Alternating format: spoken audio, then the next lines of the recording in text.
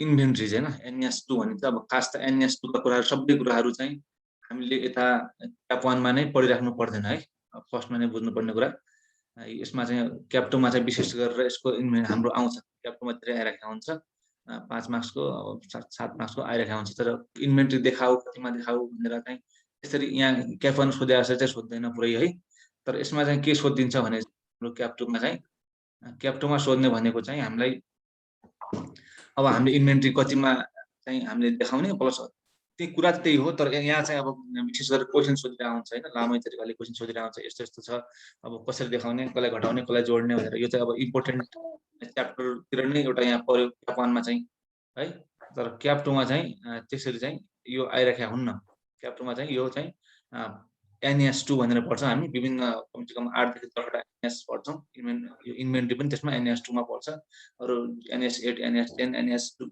हाम्रो 17 18 हैन त्यस्तै छ 21 22 20 यी सबै कुराहरु चाहिँ NS हाम्रो हुन्छन् उता NS मात्र भनेर चाहिँ कमसे कम 50 मार्क्स देखि 20 मार्क्स सम्म आइरहेको हुन्छ अब यहाँ चाहिँ अब यहाँबाट आउने भनेको मेरो विचारमा 5 देखि 8 मार्क्स सम्म नै होला यसमा हैन क्याप 1 मा आउने भनेको र अब के कुरा इन्क्लुड गर्ने के कुरा नइन्क्लुड गर्ने भन्ने कुरा त अब त्यो आफूले एनालाइसिस गर्नु तिमीहरुले है त्यसको के पढ्ने कसरी के नपढ्ने भनेर तर यसमा चाहिँ अब इन्भेन्ट्रीको पढ्न थालिसकेपछि अब सामान्य तरिकाले क्लास लिनु भन्दा अझ मजाले यसलाई चाहिँ जे नै एनएस मा भनेको छ त्यही आधारमा नै तिमीहरुको यो मैले स्टडी मेटेरियलबाट हल्का कपी पेस्ट गर्दै चाहिने कुराहरु चाहिँ राखेको छु नोट प्रिपेयर गरेको छु है त अब यसबाट हामीले मेरो विचारमा यो पढेपछि क्याप 2 लाई पनि पुग्छ तर त्यसरी नै पढौं ज्ञान पनि हुन्छ हैन त्यसरी नै गरौँ है त इन्भेन्ट्रीज भन्नाले पहिला त हामीले कुनै पनि खालको व्यापारहरु गरेर आउँछौं हैन कुनै पनि खालको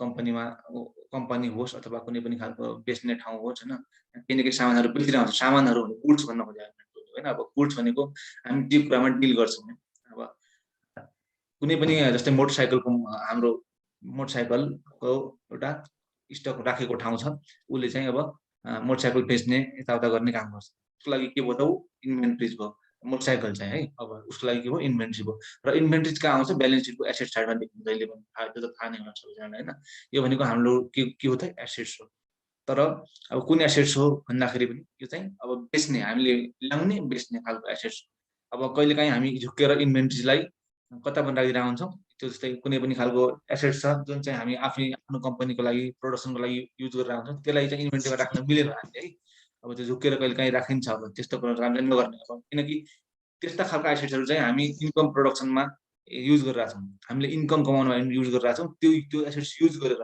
तर यो युज गरेर भन्दा पनि यसलाई चाहिँ बेचेर हामीले चाहिँ इन्भेन्ट्रीलाई बेचेर चाहिँ हामीले के गर्ने हो त खासमा यो इन्भेन्ट्री सेल गरेर हामी इन्कम कमाउने रेभेन्यू जेनेरेट गर्ने कुनै पनि संस्थाको अथवा कुनै पनि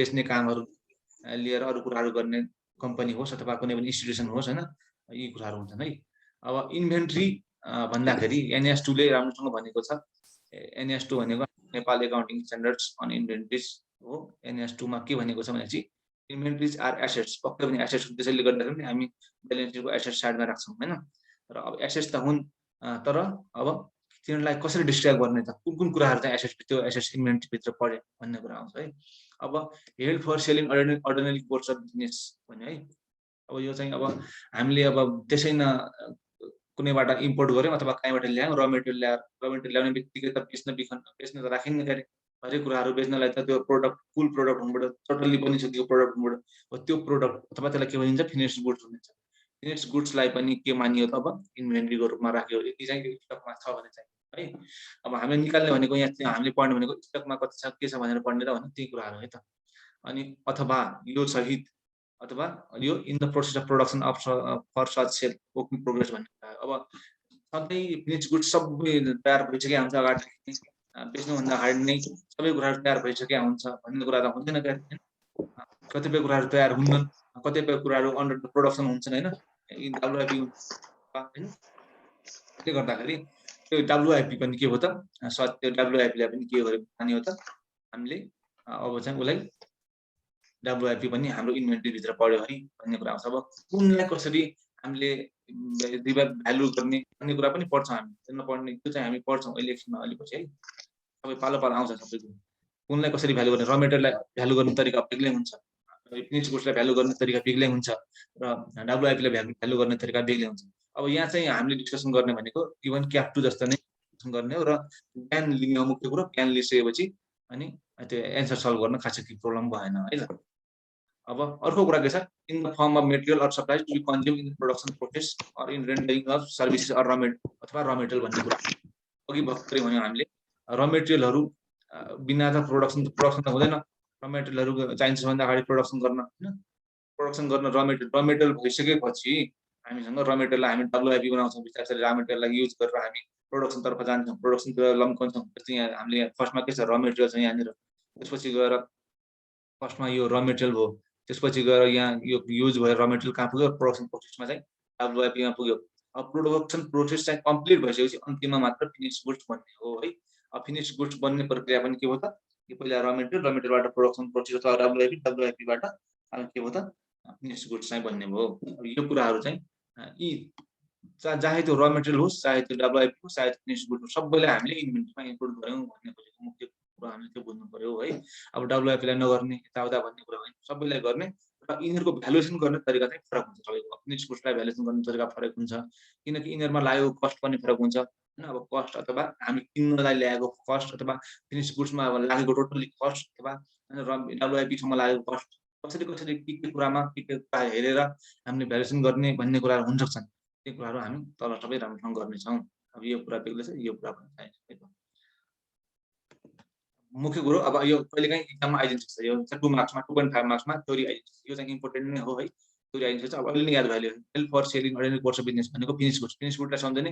फिनिस गुड सम्झने बित्तिकै यो के हो त, फिनिस गुडले के जनाउँछ भन्ने बित्तिकै यो कुरा चाहिँ सम्झिने होइन।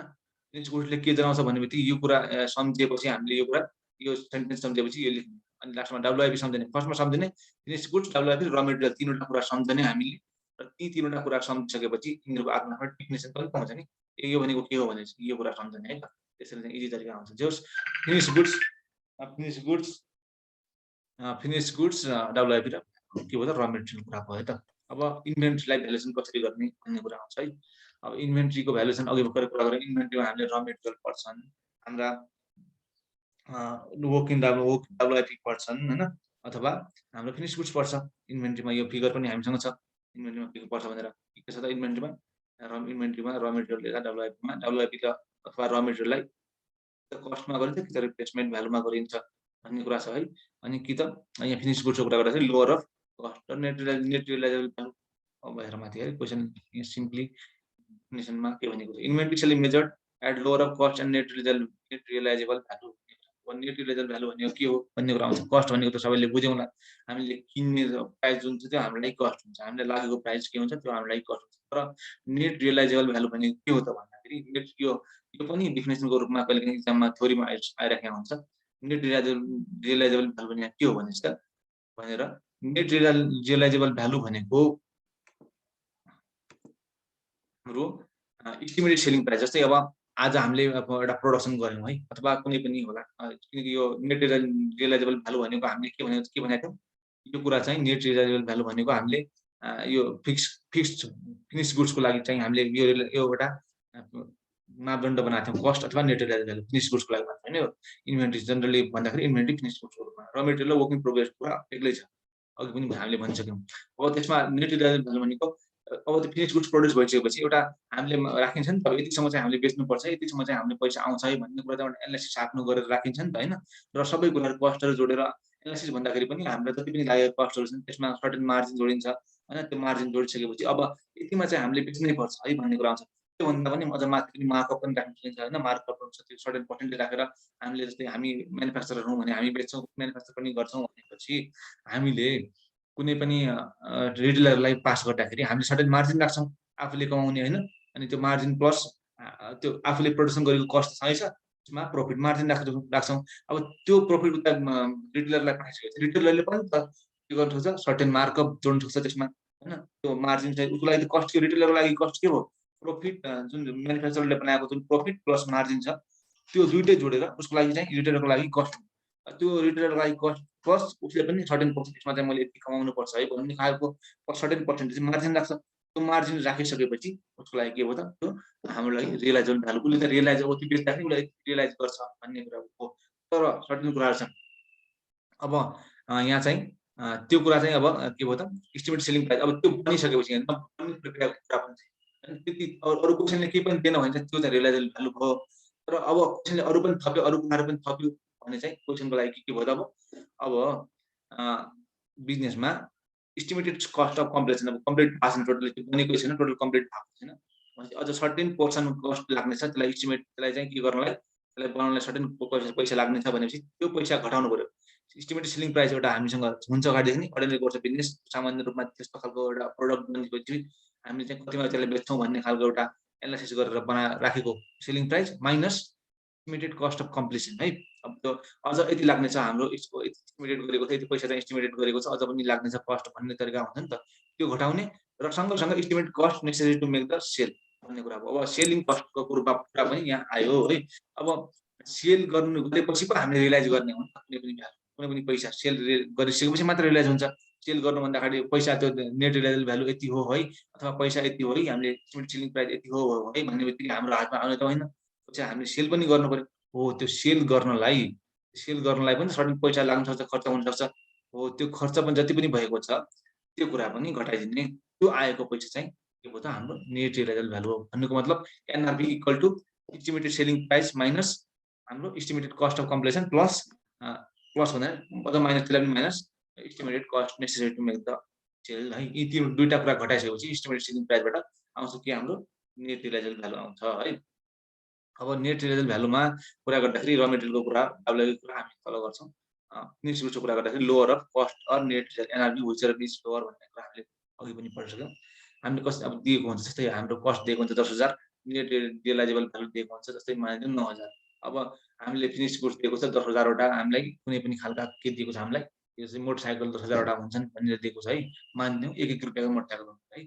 अब हामीले एनालाइसिस गर्नु पर्यो के भयो 10,000 वटा उ छ र उसको नेट रियलाइजेबल भ्यालु चाहिँ 9,000 छ, तर हाम्रो कस्ट चाहिँ 10,000 छ भने चाहिँ अब कुन भयो त सबभन्दा सानो 9,000 भयो। एनआरपी सानो भयो।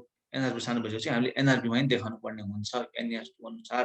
यो भनेपछि हामी ब्यालेन्स सिटमा त्यो मोटरसाइकलको प्राइसहरू कसरी प्रेजेन्ट गर्छौँ एनआरपीमा प्रेजेन्ट गर्छौँ है। अब त्यो हो त्यसरी चाहिँ गरिन्छ है त। अब त्यसपछि गएर कस्टमा के कुराहरू पर्न सक्छन् भन्ने कुराहरू आउन सक्छ है। कस्टमा हाम्रो कस्ट अफ पर्चेस पनि आउन सक्छ, कस्ट अफ कन्भर्जन पनि आउन सक्छ, अरू कुनै पनि खालको कस्टहरू जुन चाहिँ हाम्रो यो इन्भेन्ट्रीलाई चाहिँ के हाम्रो गोदामसम्म ल्याउन लागेका कस्टहरू हुन सक्छन्। ती कस्टहरू पनि डाइरेक्टली एक्सेसिबल कस्टमा जुन चाहिँ डाइरेक्टली लागेका हुन् ती कुनै पनि कुराहरूलाई हाम्रो गोदामसम्म ल्याउनलाई त्यस्ता खालका कस्ट पनि हुन सक्छन्। र नेट रिजल्ट यो त कुरा त त्यही नै नेट रियलाइजेबल भ्यालु भनेको भर्खरै हामीले त्यो गरेको कुरा नै हो यो है। अब कस्ट अफ इन्भेन्ट्री कुरा गर्दाखेरि कस्ट अफ इन्भेन्ट्रीमा हामीले अघि भर्खरै पढ्यौँ कस्ट अफ पर्चेज हुन्छ, कस्ट अफ हाम्रो कन्भर्जन हुन्छ होइन, र प्लस कस्ट अफ के हुन्छ त अदर कस्टहरू हुन सक्छन् भन्ने कुराहरू हामीले पढ्यौँ यो भर्खरै होइन। अब कस्ट अफ पर्चेज भनेको त सबैले बुझेकै छौँ होइन। कस्ट अफ पर्चेज भनेको सिम्पल तरिकाले कुनै पनि पर्चेज गर्दाखेरि कुनै पनि कुराहरू लाग्छ नि त, जस्तै त्यो हुनुपर्छ डाइरेक्ट लेबर पनि हुनुपर्छ होइन, त्यहाँनिर हामीले फ्रेट इनवार्ड भन्छौँ नि, त्यो ल्याउन लागेको कस्ट पनि हुनसक्छ। अब पैसा खास लागेको खर्च पनि हुनसक्छ होइन, त्यो किन्नलाई लागेको खर्च भयो। अनि अरू कुराहरू कस्टसँग रिलेटेड पर्चेससँग रिलेटेड जति पनि खर्चहरू डाइरेक्टली पर्चेससँग रिलेटेड जति पनि खर्चहरू छन् त्यो सबै के आउँछन् त कस्ट अफ पर्चेजमा आउँछन्। कस्ट अफ कन्भर्जनमा भनेको यहाँ मैले टेबल नै राखेको छु, फ्याक्ट्री ओभरहेड हुनसक्छ, डाइरेक्ट लेबर हुनसक्छ है, अनि त्यसपछि गएर जोइन्ट कस्ट हुनसक्छ। यो कुरा चाहिँ अहिले त्यति इम्पोर्टेन्ट छैन, यी कुराहरू चाहिँ अब कोही क्याप्टोमा हुन्छन्। यो जोइन्ट कस्टको कुरा त विशेष गरेर क्याप्टोमा पनि त्यति धेरै हामीले युज गरेको देखिँदैन। यो सबै कुराहरू चाहिँ हामीले उता यो कस्टिङमा देखिन्छ। कस्टिङमा चाहिँ यो जोइन्ट कस्टको कुरा चाहिँ विशेष गरेर कस्टमा आउँछ होइन। यो एउटा च्याप्टर नै छ हाम्रो जोइन्ट कस्टिङ आउन सक्छ। फ्याक्ट्री ओभरहेड कुरा गर्दाखेरि फिक्स्ड हुनसक्छ अथवा भेरिएबल हुनसक्छ होइन। अब फिक्स्डलाई चाहिँ हामीले नर्मल क्यापेसिटीमा चाहिँ उ गर्छौँ कि होइन। अब नर्मल क्यापेसिटीमा पनि गर्न सक्छौँ र एक्चुअल क्यापेसिटी प्रोडक्सनको रूपमा पनि देखाउन सक्छौँ। फिक्स्डलाई चाहिँ डिस्ट्रिब्युट गर्दाखेरि कति बेला के देखाउने भन्ने कुरा हुन्छ। भेरिएबललाई एक्चुअल प्रोडक्सनमा जहिले पनि हामी एक्चुअल प्रोडक्सनमा देखाउँछौँ, किनकि एक्चुअली चाहिँ भेरिएबल भनेको त के हुन्छ चेन्ज नामै के छ भेरिएबल, चेन्ज हुने भनेको छ। के आधारमा चेन्ज गर्ने त भन्ने कुरा आउँछ नि त। एक्चुअल प्रोडक्सन हाम्रो युनिट्स यति प्रड्युस भयो भनेपछि युनिटको आधारमा चाहिँ चेन्ज हुन्छन् भन्ने कुरा हुन्छ। अब फिक्स्ड के हुन्छ फिक्स्ड हुन्छ रेन्टको जस्तै इक्जाम्पलको लागि रेन्टको कुरा गर्दाखेरि अब रेन्ट चाहिँ चेन्ज हुन्छ त 10,000 वटा युनिट त्यो कोठामा राख्ने बित्तिकै र 5000 को युनिट त्यो कोठामा राख्नु बित्तिकै 10,000 चाहिँ हाम्रो रेन्ट 10,000 छ महिनाको भनेपछि चाहिँ 10,000 हामीले कुनै पनि खालको इन्भेन्टरीहरू राख्यौँ भनेपछि चाहिँ 10,000 हुने रेन्ट चाहिँ नत्र 5,000 वटा मात्र राख्नु भने 5,000 हुने हुन्छ त हुँदैन हैन किनकि त्यो फिक्स नै छ फिक्स नै भएपछि ऊ फिक्स भयो अब उसलाई चाहिँ त्यो घटबढ हुने कुरा भएन तर देखाउने कुन आधारमा नर्मल क्यापिटलमा कति देखाउने एक्चुअल प्रोडक्समा कति देखाउने भन्ने कुराहरू जुन छन् ती कुराहरू हामी अझ कस्टिङमा पर्छ विशेष गरेर अहिले क्याप 2 मा चाहिँ त्यति इजिली चाहिँ क्याप 1 मा चाहिँ चाहिँदैन भन्ने कुरा सकिन्छ लोन प्रोडक्ट बाइ प्रोडक्टको अहिले यो कुरा नहेर्दा पनि के भयो र अरु कुनै कस्ट अदर कस्ट भनेर अघि गरेको भन्छौँ हामीले हैन कुनै पनि खालका कुराहरू जुन चाहिँ कुनै पनि खालका कस्टहरू जुन चाहिँ यसरी लागेका छन् त्यसलाई चाहिँ to the extent they are incurred to bring the inventory present location and condition present location and condition भन्नाले गोदाममा हुनसक्छ अथवा अरू कुनै कुराहरू अरू कुनै ठाउँमा हुनसक्छ त्यहाँ लाउनलाई जति पनि कुराहरू लागेका छन् कस्ट अफ इन्भेन्टरी ती कुराहरू चाहिँ हामीले के गर्ने त यसमा इन्क्लुड गर्ने भन्ने कुरा हो अदर कस्ट है अनि तीन खालका कस्टहरू हुने इन्भेन्टरीको कस्ट हामीले निकाल्दाखेरि एउटा कस्ट अफ पर्चेज एउटा कस्ट अफ कन्भर्जन एउटा अदर कस्ट यी तीनवटा कुराहरू यी तीनवटा खालका कस्टलाई नै हामीले के गर्ने हो त टोटल कस्ट अफ इन्भेन्टरीमा राख्ने भयौँ भन्ने कुरा हामीले बुझ्न सक्छौँ है र अब सर्भिस प्रोभाइडरको पनि कस्ट हुन्छ अब सर्भिस प्रोभाइडर भन्नाले कसैले त अब इन्भेन्टरीमा यिनीहरूको लागि के भयो त सर्भिस प्रोभाइडर भनेको कुनै पनि खालको सर्भिस दिइरहेछन् भनेपछि अथवा जस्तै इक्जाम्पल मानिदिउँ सर्भिस हामी स्कुलले पनि सर्भिस प्रोभाइड गरेको नै हो एक किसिमले है स्कुलको लागि इन्भेन्टरी के भयो त उसले सर्भिस प्रोभाइड गरिरहेछ नि हो त्यो उसको लागि चाहिँ उ भयो अनि कुनै पनि अरू पनि संस्था जुन चाहिँ जसले चाहिँ सर्भिस प्रोभाइड गर्छन् सर्भिस प्रोभाइड गरेर आफ्नो रेभेन्यू जेनेरेट गरिरहेका हुन्छन् त्यस्ता खालका संस्थाहरूको लागि पनि के हुन्छ सर्भिस उनीहरूले त इन्भेन्टरीमा टोटली सिधै कुनै पनि सामान किनेर ल्याएर बेच्ने अथवा बनाएर बेच्ने त होइन तर के भयो उनीहरूले सर्भिस प्रोभाइड गर्ने हो त्यसैले गर्दाखेरि त्यस्तो खालको सर्भिस प्रोभाइडरको चाहिँ कसरी चाहिँ हामीले त्यसलाई अब त्यो मेजर गर्ने भन्ने कुरा आउन सक्छ यो पनि हामी NS2 को टेस्ट गरेर हामी क्याप 2 मा नै यसको चाहिँ के कुराहरू हुन्छन् सर्भिस प्रोभाइडर कसरी गर्ने भन्ने कुरा छ कुनै कुनै कुराहरू एडभर्टाइजमेन्टको कुराहरू आउन सक्छ एडभर्टाइजमेन्टको कुराहरू आउँदाखेरि इक्जाम्पलमा के भनिन्छ जसरी त्यहाँ एडभर्टाइजमेन्टलाई कसरी चाहिँ डिल गरिएको छ भने चाहिँ एडभर्टाइजमेन्ट भनेको जबसम्म पब्लिक माझमा त्यो जस्तै कुनै पनि हामी बाटोमा देख्छौँ नि बाटोमा के गरे आउँछ बाटोमा पोस्टरहरू टाले आउँछ तल टाले आउँछ सबै कुराहरू बनाएर अब एडभर्टाइजमेन्टको कस्टिङको कुरा गर्दाखेरि हामीले तबसम्म त्यो पब्लिकमा आउँदैन नि तबसम्म चाहिँ हामीले उसको पैसा चाहिँ रियलाइज गर्न मिल्दैन भन्ने कुरा चाहिँ रेभेन्यू NS 18 ले भन्छ NS 18 त्यसरी भनेर आउँछ अब उसको चाहिँ अब तर NS 2 अनुसार उसले कस्ट कसरी गर्ने भन्ने कुरा हुन्छ कस्टिङमा चाहिँ अब उसले पनि इन्भेन्टरीको रूपमा देखाउनु पर्यो नि त ब्यालेन्स सिटमा हैन अब कसरी त्यसलाई देखाउने भन्ने कुरा हुन्छ उसले चाहिँ कस्ट अफ देयर प्रोडक्सन त्यो प्रोडक्सन गर्न कति लाग्यो त खास कस्ट भन्ने कुरा हुन्छ नि त अब त्यो एडभर्टाइजमेन्ट अथवा कुनै पनि खालको सर्भिस जुन प्रोभाइड गरिरहेछन् उनीहरूले त्यहाँबाट रेभेन्यू जेनेरेट गरिरहेछन् त्यो सर्भिस चाहिँ प्रधान अरूलाई दिनलाई पनि सर्टेन कस्ट लागेको होला जस्तै इक्जाम्पलको लागि कुनै पनि सर्भिस प्रोभाइड गर्ने संस्था छ अथवा मानिलिउँ हामी हाम्रो सिए इन्स्टिट्युट छ सिए इन्स्टिट्युटले के हुन्छ त सिए इन्स्टिट्युटले टिचरहरू ल्याउँछ पढाउँछ भनेपछि अब टिचरहरू ल्याउनु भनेको के हो त पढाउनुको लागि टिचरहरू ल्याएको छ नि त अब पढाउनलाई पैसा दिनु पर्यो नि त टिचरहरू त त्यसै आउँदैन पढाइदिन भनेपछि के हो त उनीहरूलाई अब त्यो प्रोडक्सन त्यो सर्भिसलाई प्रड्युस गर्नलाई के लाग्छ हाम्रो टिचरहरूलाई लाग्ने पैसा लाग्यो हो त्यो कुरालाई पनि हामीले इन्भेन्टरीमा इन्क्लुड गर्न सक्छौँ ओभरअल यहाँ जेनरली हामी बुझौँ कि चाहिँ यो चाहिँ तिमीहरूलाई थ्योरीमा आउनुपर्छ यो चाहिँ तिमीहरूलाई मेरो विचारमा सायद आउँदैन आएको पनि छैन जस्तो लाग्छ मलाई यो चाहिँ न्युमेरिकल्लीको रूपमा चाहिँ कस्ट अफ देयर प्रोडक्सनमा हुन्छ भन्ने कुरा बुझौँ है अनि इन्भेन्टरीलाई अफ सर्भिस प्रोभाइडरलाई चाहिँ WIP को रूपमा मानिन्छ भन्ने कुरा हो किनकि WIP लाई पनि कस्ट अफ प्रोडक्सनमा नै हामीले के हुन्छ त हामीले मेजर गरेर हुन्छौँ अहिले त्यो कुरा चाहिँ यहाँ छ छैन हैन तर हामीले चाहिँ क्याप 2 मा पढ्दाखेरि WIP को कुरा गर्दाखेरि उसको कस्ट अफ प्रोडक्सनमा नै उसलाई मेजर गरेर हुन्छौँ अब this cost primarily of consist of primarily of labor and other cost of personnel directly engaged in providing service एक कुरा लेबर भनेको अब एक किसिमले हेर्दाखेरि टिचरहरूलाई पनि एक किसिमको लेबर तरिकाले नै हेर्नु पर्यो उनीहरूले दिएको सर्भिस प्रोभाइड गरिरहेछन् भनेपछि त्यो रूपमा पनि त त्यसमा जति लागेको कस्ट छ त्यो कस्टलाई पनि लेबरको रूपमा नै हेर्नु पर्यो भन्ने कुरा हो है अब त्यसमा इन्क्लुडिङ सुपरभाइजरी पर्सनल एन्ड कुनै पनि एट्रिब्युटेबल ओभरहेड अब त्यसमा डाइरेक्टली लागेका कुनै पनि खालका एट्रिब्युट गर्न सक्ने उसलाई छुट्याउन सक्ने खालका कुनै पनि ओभरहेड छन् भनेपछि त्यो पनि के भयो कस्ट अफ प्रोडक्सन भित्र नै पर्ने भयो त्यसले गर्दाखेरि अथवा WIP भित्र नै पर्ने भयो त्यसले गर्दाखेरि त्यो कुरा पनि त्यो कस्ट पनि हाम्रो यहाँ आयो है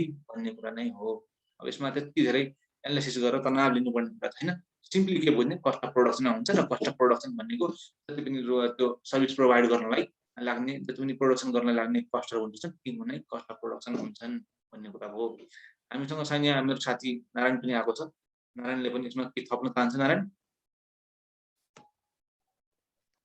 होइन किसन, गो अहेड, सुनिरहेको छु, एकदम राम्रो भइरहेछ। है त यो कुराहरु। अब कस्ट अफ इन्भेन्टरीज अफ र मेटेरियल यसमा चाहिँ नारायणले भन्छ है। ल नारायण अझ मजाले बुझेछ म भन्दा पनि। नारायण भन्छ ल। म अलिकति उसमा छु, एकछिन तिमी कन्टिन्यू गर्दै गर न है। ल ल ल ठिक छ, ल केही छैन। यसमा अब हाम्रो र मेटेरियलको कुरा कसरी चाहिँ हामीले चाहिँ कसरी चाहिँ यसलाई मेजर गर्ने भन्ने कुरा हुन्छ कि। र मेटेरियल भनेको त हामीलाई पहिला त हाम्रो फिक्स गुड्स बनाउनलाई के चाहिन्छ? र मेटेरियल चाहिन्छ है। र मेटेरियल फिक्स गुड्स बनाउनलाई चाहिन्छ भनेपछि अब फिनिस गुड्स बनाउन हामीलाई र मेटेरियल चाहिन्छ भनेपछि त्यो र मेटेरियल जुन हामीले ल्याएका छौँ त्यो चाहिँ कुन फिनिस गुड्समा युज भयो र त्यो फिनिस गुड्सलाई चाहिँ कसरी चाहिँ भ्यालु गरिएको छ भन्ने कुरा म्याटर गर्नुहुन्छ त्यो कुरा है। अब यो लामो यो तरिकाले लेखिएको छ, यो यसरी म जाँदैन है। मैले बुझेको सिम्पली इन सर्टमा लेखेका छु। यो कुरा एउटै नै हो। ल है यो कुरा एउटै नै हो। अब यहाँनिर गएर त्यही कुरा नै म स्क्याप पनि माथि गर्नु प्लस यो तल चाहिँ क्वेसनमा यसरी पनि दिएको हुन्छ कहिलेकाहीँ। यो कुरा पनि म सरस्वती भन्छु है त। अब र मेटेरियल मैले अघि के भने त, र मेटेरियल कुन फिनिस गुड्समा युज भयो त्यो कुराले म्याटर गर्छ। प्लस हैन हाम्रो र मेटेरियल ल फिनिस गुड्स, अब र मेटेरियल कुन फिनिस गुड्समा युज भयो त्यो म्याटर गरिसकेपछि फिनिस गुड्सलाई चाहिँ कसरी हामीले चाहिँ के गरेको छ त, फिनिस गुड्सलाई चाहिँ कसरी चाहिँ भ्यालु गरेको छ त्यो कुराले पनि म्याटर गर्ने हो है। अब फिनिस गुड्सलाई कुन आधारमा म्यानेज चाहिँ भ्यालु गरेको छ भनेर चाहिँ हामीले थाहा हुन्छ, किनकि क्वेसनले दिएको हुन्छ हैन। क्वेसन दिएपछि त्यसरी हामीले थाहा हुन्छ, त्यही आधारमा हामीले भ्यालु गर्छौँ। जस्तै अब material and other supplies held for use in production of inventories भन्ने कुरा। यो भन्नुको मतलब के हो त? यहाँसम्मको यो कुरालाई यो र मेटेरियल भन्न खोजेको हो है। यो र मेटेरियल भन्न खोजेको हो। र मेटेरियललाई अब भन्न खोजेको हो यो। र are not written down below cost. अब बिलो कस्ट नदेखाउने भन्नुको मतलब कस्टमा देखाउने भन्नु खोजेको। बिलो कस्ट नदेखाउने भन्नुको मतलब कस्टमा मिनिमम चाहिँ कस्टमा देखाउने, त्यसलाई रियलाइज गर्ने भन्न खोजेको। यदि finish product they are incorporate अथवा त्यस्ता र मेटेरियल जुन चाहिँ जसमा लागेका छन् हैन भनेपछि त्यस्ता फिनिश प्रोडक्ट जसमा चाहिँ के भएको छ त, त्यस्ता र मेटेरियलहरू चाहिँ लागेका छन् भनेपछि त्यो र मेटेरियललाई केमा रियलाइज देखाउने त भन्दाखेरि बिलो कस्टमा देखाउने है भन्ने कुरा हो। तर त्यो फिनिश गुड्स जसमा चाहिँ त्यस्ता खालका र मेटेरियल राखेका छन् त्यो चाहिँ कहाँ हुनु पर्यो त? सोल्ड चाहिँ at or above cost, cost भन्दा माथि नै सोल्ड भएको हुनु पर्यो। भन्नुको मतलब if finish goods is sold at or above cost, कि त कस्टमै सोल्ड हुनु पर्यो कि त एभव कस्टमा हुनु पर्यो। 100 रुपियाँ छ भने फिनिश गुड्सको कुनै पनि, र हामीले चाहिँ बेच्दाखेरि कहिलेकाहीँ 105 मा पनि बेच्न सक्छौँ अथवा 100 मा पनि बेच्न सक्छौँ, अथवा 105 मा बेचौँ अथवा 100 मा बेचौँ भने चाहिँ फिनिश गुड्सलाई चाहिँ अब र मेटेरियललाई चाहिँ केमा हामीले केमा मेजर गर्ने हो त? त्यसलाई चाहिँ कस्टमा मेजर गर्ने हो। र मेटेरियलको आफ्नो कस्टमा चाहिँ मेजर गर्ने हो भन्न खोजेको हो त्यो। अथवा त्यसलाई कस्टभन्दा तल चाहिँ नदेखाउने है भन्ने कुरा आउँछ। कस्टभन्दा तल चाहिँ हामीले उसले चाहिँ मेजर गर्दैनौँ भन्ने कुरा यहाँबाट हामी के गर्न सक्छौँ, बुझ्न सक्छौँ र मेटेरियल कुरा चाहिँ गर्दाखेरि है त। अब यो कुरा चाहिँ एउटा के हो, if finish goods is sold at cost or above cost then र material is valued at cost भन्ने कुरा बुझौँ है। सिम्पली बुझ्दाखेरि यसरी चाहिँ बुझौँ हामी। कस्ट भन्दा तल चाहिँ जोस आउने भएन, चान्सै भएन, अरू कुराहरू पनि दिएको हुन्छ भन्ने कुरा हो है त। कस्टमा नै हामीले मेजर गर्छौँ भन्ने कुरा बुझौँ। र अथवा when decline in price of material indicate that the cost of finished product will exceeds net realizable value भनेपछि अब फिनिश प्रोडक्टलाई हामीले भ्यालु गर्दाखेरि के भनेको थियौँ, cost or net realisable value whichever is lower भनेको थियौँ। अब चाहिँ के भयो, प्राइस मेटेरियलको प्राइस चाहिँ डिक्लाइन भइसकेपछि उसले के चाहिँ देखायो त्यो भनेपछि चाहिँ अब फिनिश प्रोडक्टले चाहिँ नेट रियलाइजेबल भ्यालु चाहिँ एक्सेप्ट गर्ने हो भने चाहिँ the material are return down to net realisable value. मेटेरियललाई के भयो त, अब मेटेरियल चाहिँ नेट रियलाइजेबल भ्यालुमा देखिने भयो भन्ने कुरा भयो। अब नेट कस्तो बेलामा चाहिँ यदि decline in price of material indicates that cost of finish product will exceed the net realisable value भनेपछि कस्ट अफ फिनिश प्रोडक्ट चाहिँ नेट रियलाइजेबल भ्यालु भन्दा माथि एक्सेड गर्ने छ है भन्ने कुरा आयो भने चाहिँ त्यो देखियो, क्वेसनमा देखियो भने चाहिँ त्यसलाई अब के गर्ने हामीले मेटेरियललाई एनआरपी मा चाहिँ देखाउने, अथवा त्यो एनआरपी मेटेरियलको पनि एनआरपी हुन्छ। त्यो एनआरपी भनेको त्यस्तो सर्कमस्टेन्समा रिप्लेसमेन्ट कस्ट भनेर दिएको हुन्छ क्वेसनमा है। बेस्ट मेजर चाहिँ रिप्लेसमेन्ट कस्ट अफ हो, तिनीहरूको मेजर चाहिँ एनआरबी मेजर गर्नलाई भन्ने हुन्छ। रिप्लेसमेन्ट कस्ट भनेर क्वेसनले आफै दिएको हुन्छ, स्पेसिफिकली दिएकै हुन्छ, तिनी पनि पर्छ।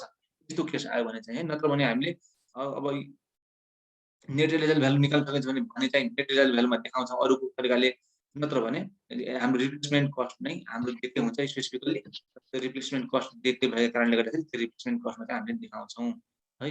अब सिम्पली कुरा बुझ्दाखेरि यहाँनिर हैन, अब यो एनआरबी भन्नाले यहाँनिर यदि फिनिश गुड्स चाहिँ कस्टमा बेच्यो भने चाहिँ र मेटेरियल कस्टमा देखाउँ, यदि फिनिश गुड्स चाहिँ एनआरबीमा बेचियो अथवा एनआरबी एक्सपेक्ट गर्यो, जुन चाहिँ एनआरबी चाहिँ एक्सपेक्ट गर्ने भन्ने कुरा गरिरहेको छ हामीले, त्योमा बेच्यो भने चाहिँ र मेटेरियललाई लोअर अफ कस्ट एनआरबीमा देखाउँ भन्न पनि सकियो।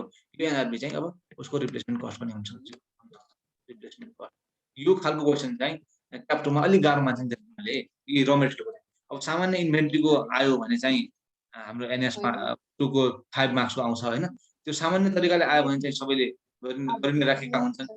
तर यसरी चाहिँ र मेटेरियलको आइदिएपछि चाहिँ अलिकति गाह्रो मानेर देखिन्छ। त्यही र मेटेरियलको नै कुरा यहाँ हामीले गर्यौँ है त। यो अहिले क्याप 1 मा चाहिँ खासै त्यति उपयुक्त हुँदैन, तर बुझिराख्दाखेरि राम्रो मेरो विचारमा सायद बुझियो जस्तो लाग्छ मलाई। फिनिश गुड्सको आधारमा चाहिँ र मेटेरियललाई देखाउने र फिनिश गुड्स यदि कस्टमा बेचियो अथवा कस्टमा बेचियो भन्दा पनि कस्टमा रियलाइज गरिएको अथवा भ्यालु गरिएको छ भने चाहिँ र मेटेरियललाई पनि कस्टमा भ्यालु गरिने, यदि फिनिश गुड्स चाहिँ एनआरबीमा भ्यालु गरिएको छ भने चाहिँ र मेटेरियललाई पनि लोअर अफ कस्ट एनआरबीमा चाहिँ भ्यालु गर्ने। त्यो एनआरबी जुन लोअर अफ कस्ट एनआरबी भन्ने छ त्यो यो एनआरबी चाहिँ रिप्लेसमेन्ट कस्ट पनि हुन सक्छ है भन्ने कुरा हो। यति कुरा बुझेपछि चाहिँ हुन्छ जस्तो मलाई लाग्छ है त। अब इन्भेन्ट्री गर्ने प्रक्रिया हुन्छ विभिन्न है। कसैलाई के कन्फ्युजन छ च्याटमा लेखौँ त ल। कसैलाई केही पनि कन्फ्युजन छ भने चाहिँ फास्ट भइरहेछ कि बुझ्नै रहेको छैन कि बुझिरहेछ कि खै एकछिन मलाई थाहा होस् न के कुराहरू, त्यो एन्सर जानुपर्छ अनि। ल भन्नु त च्याटमा टक्क। नारायण सर हजुर हजुर कस्तो भइरहेछ? इफेक्टिभ नै भइरहेछ। ठिक छ ल, बुझिरहेछ कुराहरू। ओके ल, अरूले पनि बुझेका होला जस्तो लाग्यो। कसैले केही बोल्दैनन् हैन, सब यहाँ ओके है त। यो भर्खर भन्नुभएको होला र मेटेरियलको। ओके ओके ल, र मेटेरियलको कुरा अझ हामीले है। र मेटेरियलको कुरा चाहिँ अब क्याप 1 मा अझ पनि मैले भनिहालेँ, क्याप 1 मा त्यति उपयुक्त छैन यसको कुरा। तर पनि बुझिराख्नलाई के एउटा कुरा के बुझौँ भने चाहिँ अब रिप्लेसमेन्ट कस्ट भनेको कुरा बुझौँ है। अब रिप्लेसमेन्ट कस्ट भनेको कुनै पनि खालको चाहिँ हाम्रो स्टकमा एउटा र मेटेरियलहरू छन् जुन चाहिँ 100 रुपियाँको छ मान्छौँ है। त्यो हामीले किन्दाखेरि कस्ट हाम्रो 100 रुपियाँमा ल्याएको थियौँ, हामीले त्यो 100 रुपियाँमा देखिरहेछ भनेपछि त्यस्तै र मेटेरियल यदि अहिले बजारमा कतिको भाउमा त्यही र मेटेरियलको बजारमा भाउ कति छ त अहिले भन्ने कुरा हुन्छ नि त हैन। त्यो भनेको रिप्लेसमेन्ट कस्ट हो त्यो रिप्लेसमेन्ट कस्टको कुरा हो। अब अघि पनि भन्छ मैले र मेटेरियल केका लागि ल्याउँछ, फिनिश गुड्स बनाउन ल्याउँछ हैन। र मेटेरियल फिनिश गुड्स बनाउनको लागि ल्याउँछ भने चाहिँ अब फिनिश गुड्ससँग कोरिलेट गर्दै हेर्नुपर्ने हो। र मेटेरियलको चाहिँ भ्यालुएसन गर्दाखेरि फिनिश गुड्स चाहिँ केमा भ्यालुएसन गरिएको छ, कुन कस्टमा चाहिँ भ्यालुएसन गरिएको छ भन्ने कुराले म्याटर गर्ने भयो अब है। भनेपछि यदि फिनिश गुड्स कस्तो फिनिश गुड्स छ जुन पाए त्यही फिनिश गुड्स होइन, त्यो र मेटेरियल जुन फिनिश गुड्स बनाउनमा युज हुनेवाला छ त्यो वाला फिनिश गुड्सको कुरा गर्दैछ हामी है। त्यो र मेटेरियल जुन फिनिश गुड्स चाहिँ हाम्रो बनाउनमा चाहिँ युज भइरहेको छ त्यो वाला फिनिश गुड्सको कुरा गर्दाखेरि यदि त्यो फिनिश गुड्सलाई हामीले कस्टमा चाहिँ भ्यालुएसन गरेका छौँ, किनकि फिनिश गुड्सलाई अघि पनि हामीले कुरा गर्छौँ lower of net NRP or के छ हाम्रो cost whichever is lower भन्ने कुरा छ। त्यस्तो अवस्थामा उदि कस्टमा चाहिँ के भयो त उसलाई चाहिँ हामीले कस्टमा चाहिँ रियलाइज गर्यौँ, कस्टमा भ्यालु गर्यौँ हामीले उसले भनेपछि है। कस्टमा भ्यालु गर्यो भने चाहिँ र मेटेरियल पनि अब कस्टमा नै भ्यालु गर्नुपर्ने हो भन्ने कुरा। किनकि जस्तै मैले दिएको इक्जाम्पलमा र मेटेरियल पनि त 100 रुपियाँको छ त कस्ट मैले भने त हैन। अब त्यो कुरा त्यो आधारमा चाहिँ अब र मेटेरियललाई कस्टमा नै भ्यालु गरिने हो। तर फिनिश गुड्स चाहिँ एनआरबीमा भ्यालु गर्यो एनआरबीमा भ्यालु गर्यो भने चाहिँ अब र मेटेरियललाई केमा भ्यालु गर्नु पर्यो, lower of cost or NRV whichever. त्यो लोअर अफ अगाडि नै भन्छु है, कुरा नै हो। अब लोअर भन्ने बित्तिकै ओके ल ल अब यो यो यो एनआरबी भनेको रिप्लेसमेन्ट कस्टको अघि भर्खरै कुरा गरेको थिएँ त्यही कुरा नै हो, रिप्लेसमेन्ट कुरा है त। ल अब बुझियो भने चाहिँ राम्रो अगाडि बढौँ है त। अब इन्भेन्ट्री सिस्टम भन्ने कुरा आयो है। अब इन्भेन्ट्री सिस्टम भनेको के भने चाहिँ अब इन्भेन्ट्री एउटा गर्ने त्यो टाइममा एनालाइसिस गर्ने के छ कति छ, उसको कस्ट कति छ, कतिवटा इन्भेन्ट्री बाँकी छन् हैन भन्ने कुरा एनालाइसिस गर्ने टाइममा विभिन्न तरिकाहरू हुन्छन्। अनि त्यसमध्ये पर्पेचुअल इन्भेन्टरी सिस्टम र पिरियोडिक इन्भेन्टरी सिस्टम भनिन्छ है। अब पर्पेचुअल इन्भेन्टरी सिस्टम भनेको जहिले पनि त्यो चाहिँ अब लिने बित्तिकै हाम्रो त्यो इस्यु गरेको देखाइदिने, ल्याउने कुनै पनि खालको कुराहरू पर्चेज ल्यायो भने चाहिँ पर्चेज ल्याउने गर्ने बित्तिकै त्यहाँ चढाइहाल्ने अथवा टाइममा गनाइगनी गर्ने हरेक कुरा चाहिँ स्पष्ट चाहिँ हामीसँग आजलाई हामीले थाहा पाउन चाह्यौँ भने चाहिँ हामीसँग इन्भेन्टरी के छ, मोबाइल फोनको कुरा गरौँ इक्जाम्पलको लागि है त। मोबाइल फोनको कुरा गरौँ भन्दाखेरि अब मोबाइल हामीसँग स्टकमा कति छन् भनेर थाहा पाउनु आज हामीलाई पर्यो भने चाहिँ पर्पेचुअल इन्भेन्टरी सिस्टमले गर्दाखेरि हामी ट्याक्कै टाढै थाहा पाउँछौँ। किनकि पर्पेचुअल इन्भेन्टरी सिस्टमले कति हामीले ल्यायौँ, कति हामीले बेच्यौँ र कति प्राइस हो, यताउता सबै कुराहरू पर्पेचुअल इन्भेन्टरी सिस्टम अनुसार चाहिँ सबै कुराहरू चाहिँ अगाडिदेखि नै त्यो गरिराखेका हुन्छन्। त्यो पर्पेचुअल भन्ने नामै के छ, पर्पेचुअल, सधैँभरिलाई भन्ने कुरा। जस्तै पर्पेचुअल अथवा रिन्युएबल भन्छ नि हामीले, जस्तै एउटा साइन्समा क्लास 10 मा अथवा 9 मा हामी रिन्युएबल रिसोर्सेस अथवा पर्पेचुअल रिसोर्सेस भनेर पढ्थ्यौँ नि, जुन चाहिँ कहिले सकिँदैनन् भन्ने आधारमा बुझ्थ्यौँ नि हामी। त्यही नै मिनिङ लगाउँ यहाँ। पर्पेचुअल भन्ने बित्तिकै के भन्छ, सधैँभरिलाई हामी काम गरिरहन्छौँ, ती कामहरू चाहिँ अगाडि बढिरहन्छन्। हामीले चाहिँ के छ, त्यो कतिसँग स्टकहरू गर्ने कामहरू, त्यसको भ्यालुएसन कुराहरू सधैँ जति बेला पनि हामीले चाहिएपछि राखेकै हुन्छ र हामीले त्यो कुरा चाहिँ अहिले नै पनि हेर्न चाह्यौँ भने चाहिँ आजको अहिलेको अवस्थामा पनि त्यो राखेको छ र हामीले डाइरेक्टली गएर हेर्न सक्छौँ भन्ने कुरा चाहिँ के हो त, पर्पेचुअल इन्भेन्टरी सिस्टमको कुरा आयो है त। अब भनेपछि के हो त, हरेक कुरा चाहिँ हरेक बेला चाहिँ यहाँ गर्ने सिस्टम हो भन्ने कुरा हो। अब नामै यहाँ अर्को चाहिँ के छ, पेरियोडिक छ। पेरियोडिक भनेको पिरियडमा गएर त्यसलाई के गर्ने, इन्भेन्टरी गर्ने, इन्भेन्टरीको भ्यालुएसन, इन्भेन्टरीको कस्टिङको कुराहरू गर्ने, यताउता गर्ने कुरा भनेपछि कहिलेकाहीँ त्यो विकली पनि हुनसक्छ, त्यो मन्थली पनि हुनसक्छ, त्यो बाई मन्थली पनि हुनसक्छ, त्यो होइन अब 3-3 महिना पनि हुनसक्छ होइन, त्यो अथवा एक वर्षमा 2 वर्षको अन्तिममा पनि हुनसक्छ। भनेपछि पिरियड आधारमा अब म्याक्सिमम त अब कसैले हप्ता गर्ला, जस्तै सानसानो पसलहरूले मेरो के सक्यो, के बाँकी छ भन्ने कुराहरू उसले चाहिँ अब धेरै सेल्स हुन्छ अथवा कम सेल्स छ, जे भए पनि उसले चाहिँ हप्तामा गर्ला। किनकि उसले आफ्नो सकेका सामानहरू त मगाउन पायो नि त अझ। किनकि त्यो कुन सामान चलिरहेको छ भनेर थाहा पाउँछ त्यहाँबाट, पिरियोडिक इन्भेन्टरी सिस्टमबाट अथवा पर्पेचुअलबाट जेबाट थाहा भयो भने उसले चाहिँ यदि पिरियोडिक गर्न चाह्यो भने चाहिँ पसलले अब एक हप्ता जस्तै आज मगायो भने उसले अब मिट मसला मगायो आज होइन, अब त्यो मिट मसला टक्क बिक्री भयो, टन्नै मगाएको थियो, त्यो अब एक हप्तामा सकिन थाल्यो अरे, 2-4वटा मात्र बाँकी छन् भनेपछि अब एक हप्तापछि उसले हेर्छ, ओहो यो त एकदमै बिक्री भइरहेछ, यसलाई चाहिँ अब अझ मगाउनुपर्छ, किनकि अझ यो चाहिँ अझ कस्टमरलाई अझ राम्रो हुनसक्छ, यसले गर्दाखेरि मलाई चाहिँ अलिक अझ बढी प्रफिट हुनसक्छ भन्ने कुरा एनालाइसिस गर्छ उसले होइन, एक हप्तापछि गरेर र अझ त्यही मिट मसला मगाउँछ। ती कुराहरू नै एउटा सिस्टम हो यो होइन, पर्पेचुअल होस् अथवा पिरियोडिक होस्, यी दुईटा के हुन्छ, सिस्टम हुन्। के गर्ने सिस्टम हुन्, यो चाहिँ इन्भेन्टरीको सिस्टम हो। इन्भेन्टरी राख्ने, इन्भेन्टरी के छ कस्तो छ भन्ने कुराहरू राख्ने, कति हामीसँग छ, कति कस्टमा अझ बाँकी छ, हामीले उठाउन बाँकी छ, अथवा कति कस्टको सामान हामीसँग अझ पनि हाम्रो स्टकमा छ, यी सबै कुरा एनालाइसिस गर्ने कुरा के हो त, यो पर्पेचुअल इन्भेन्टरी र पिरियोडिक इन्भेन्टरी सिस्टमहरू हुन्। र यो पनि हाम्रो 2.5 मार्क्समा थ्योरीमा चाहिँ आउन सक्छ। यो कुरा पनि हामीले ध्यान दिनुपर्छ है त। यो चाहिँ मैले भनेका कुराहरू हुन्, यसमा मजाले लेखेर हामी गर्न सक्छौँ। अब कुरा गर्दाखेरि डिस्क्रिपेन्सिज भन्ने कुरा आयो होइन। अब डिस्क्रिपेन्सी भनेको अब कहिलेकाहीँ के हुन्छ त, नर्मल फ्याक्टरले हुनसक्छ अथवा एबनर्मल फ्याक्टरले हुनसक्छ। अब घटबड डिस्क्रिपेन्सी भनेको घटबड कुराहरू भए होइन। यदि तलमाथि भनेको जस्तै एउटा कस्ट चाहिँ हामीले कोकको बोतलको इक्जाम्पल म्याक्सिमम सरले टिचरले दिनुहुन्छ, कोक अथवा स्प्राइट अथवा जिउ जे भने पनि कुनै पनि कोक बोतल, स्प्राइट बोतल, जिउ बोतल हामीलाई फ्याक्ट्रीबाट हामी ठाउँ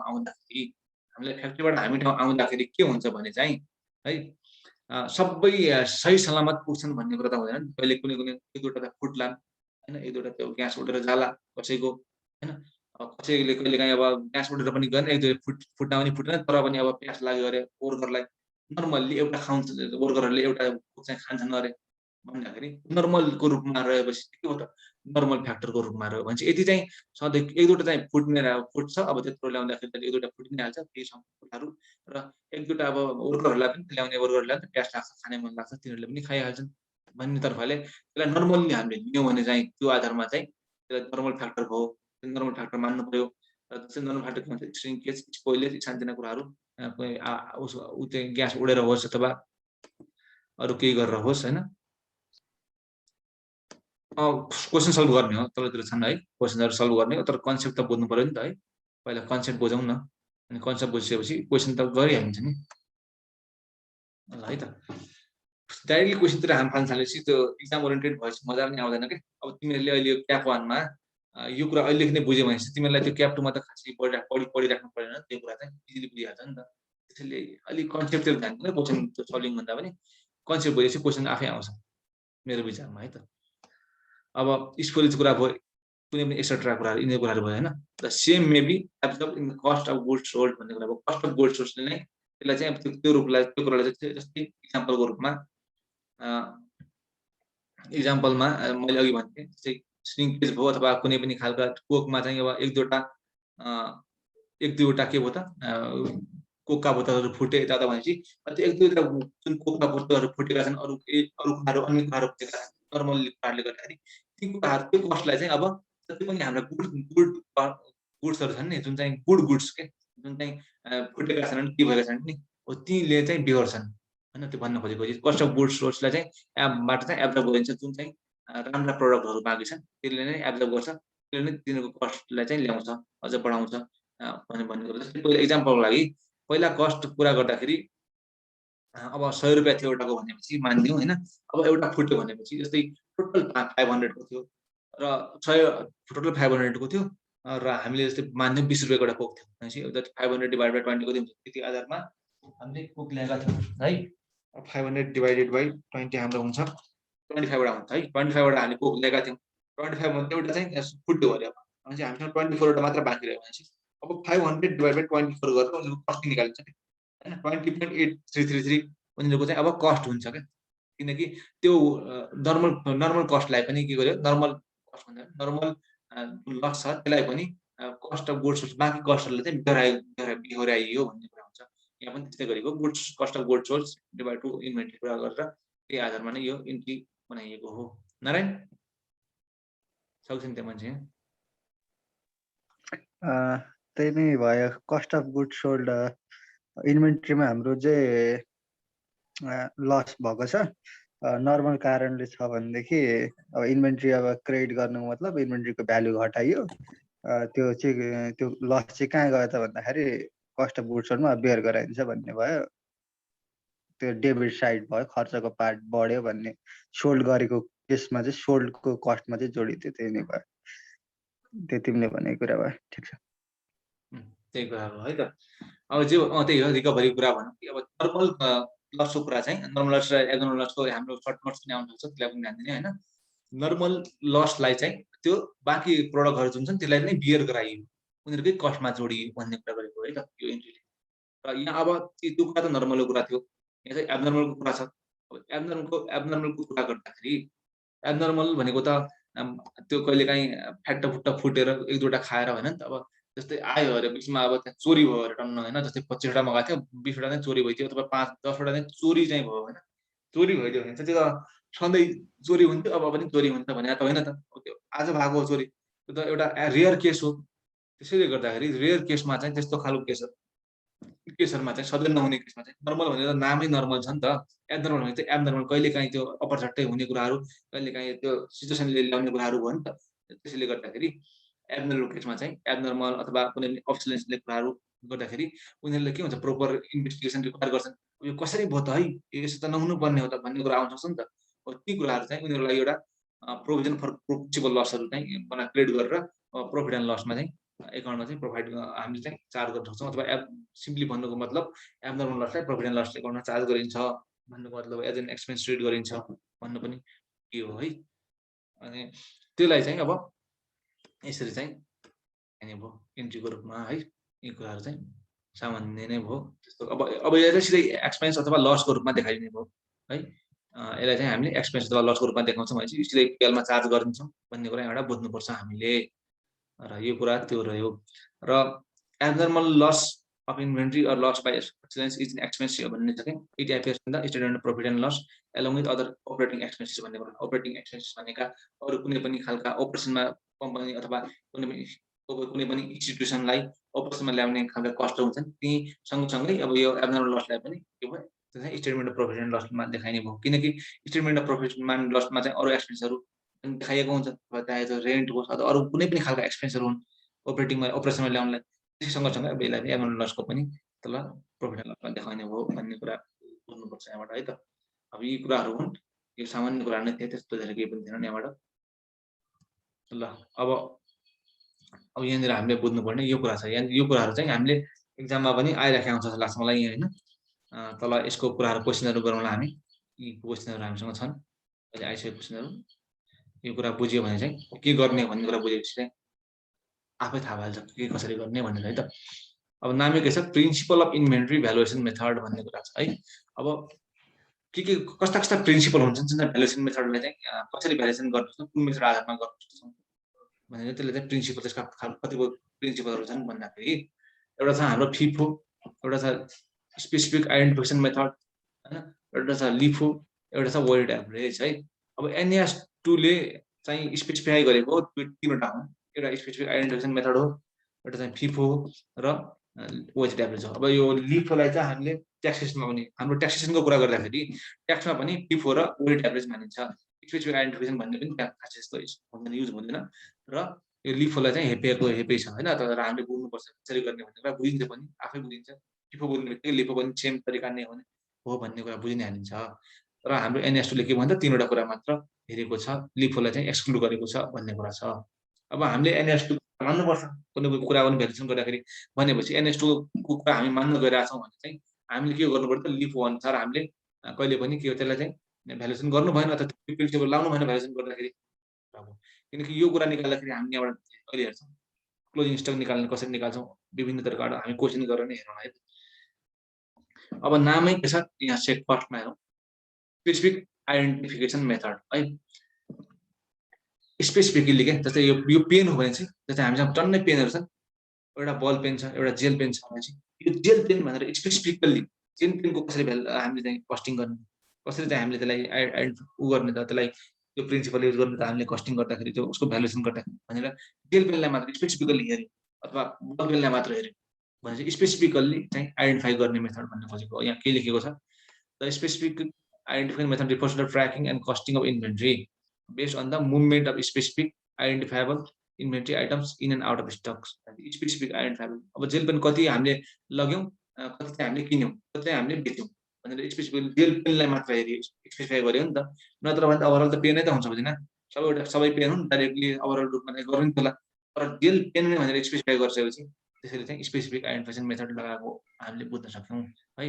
कसरी चाहिँ इन्भेन्ट्री भित्र ल्यायो, कसरी चाहिँ इन्भेन्ट्री स्टकबाट आउट गरायो भन्ने कुरा त हुन्छ नि त। अब ती कुराहरू हुन्। अथवा अर्को शब्दमा भन्नुपर्दा, अर्को ओर्डरमा भन्नुपर्दा, this method attribute specific cost to identified goods that have been purchased and or manufactured separate from cigarette purpose भन्ने कुरा। त्यही कुरा मैले भनेको कुरा नै अर्को ल्याङ्ग्वेजमा भनेको हो है।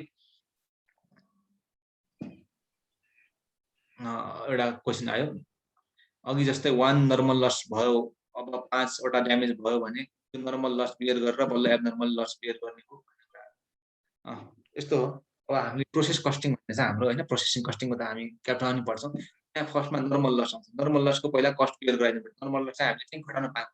जस्तै मैले इक्जाम्पल दिँदाखेरि अझ मैले दिएँ इक्जाम्पल है, तिम्रो क्वेसनको स्यामको क्वेसनको 100 रुपियाँ थियो भने चाहिँ जस्तै नर्मल लस मैले 1 मान्ने 100 रुपियाँ थियो, ल हामीसँग 5वटा 20 रुपियाँको एउटा कोक थियो मान्यौँ है, भनेपछि 100 थियो। अब हाम्रो एउटा केही फुटेर फुटिदियो मान्यौँ, अलि त भइदियो, त्यसलाई त रिपेयर यताउता गर्नलाई कस्ट लाग्यो अन्त। जस्तै मान्दिउँ 5 रुपियाँ चाहिँ हामी नर्मल लस भएपछि 95 मात्र हुनेको हाम्रो टोटल कस्ट 95 के को लागि हुने भयो, 220 5वटाको लागि हुँदैन। कतिजनाले डाटा युज गर्नुहुन्न र धेरैजनाको रिक्वेस्ट आएको छ। के रिक्वेस्ट आयो फेरि? अब के भयो त हाम्रो, के भयो त के भन्दै थिएँ यार म, हाम्रो 100बाट 95 भयो, 95 डिभाइड बाइ अब कतिवटा 5वटा, जस्तै 6 इक्जाम्पललाई 6वटा मान्यो, एउटा फुट्यो, ल चाहिँ 5वटा लगाउने भयो है। अब 20वटा फुटिसकेपछि टोटली खतम फुट्यो, नर्मल लस हाम्रो 5 रुपिस मान्थ्यौँ, हाम्रो 95 रुपिस भयो। 95 रुपिसबाट जति पैसा छ नि अहिले, जति राम्रा गुड युनिटहरू छन् त्यो डिभाइड गर्छ। जस्तै मान्यो इक्जाम्पल 5वटा गुड युनिटहरू बाँकी छैन अरे भनेपछि हाम्रो के भयो त, अब 19 रुपिस भयो पर हामीलाई चाहिँ होइन। त्यो चाहिँ नर्मल लस अगाडि गर्छ। अब त्यसपछि आउँछ तिमीले भने जस्तै नै हो, एबनर्मल लस चाहिँ त्यसपछि बेर गर्ने हो। अब एबनर्मल लस भइसकेपछि त अब अझ चाहिँ 2वटा फुट दियो अरे, जुन चाहिँ एक्स्ट्रा अर्डिनरी थियो, पहिला फुटेका थिएन गएर भनेपछि अब 19 पर मैले निकालेँ, नर्मल लसलाई घटाइसकेपछि त्यो नर्मल लस पनि मैले फुट युनिटलाई बेयर गराइसकेपछि कस्ट निकालिसकेपछि कस्ट जुन छ त्यो कस्ट इन्टु जुन हाम्रो एबनर्मल लस एब्नर्मल लस भएको हुन्छ नि त्यो दुईटा भयो नि इन्टु 2 गरेपछि मैले 19 इन्टु 2 गरेपछि 38 चाहिँ मेरो एब्नर्मल लस भयो 38 लाई मैले पिएल मा ट्रान्सफर गर्छु है त त्यो कुरा नै हो तिमीले भनेको कुरा नै हो अलि क्लियरिफाई मात्र गरेको मैले यही कुरा हो स्पेसिफिक भनेको स्पेसिफिक आइडेन्टिफाई गरेर उसको चाहिँ के गर्ने क्वेसन गर्ने उसको चाहिँ अब हामीले कसरी चाहिँ भ्यालुएसन गर्ने त्यो प्रिन्सिपल लाएर भन्ने कुरा हो नारायण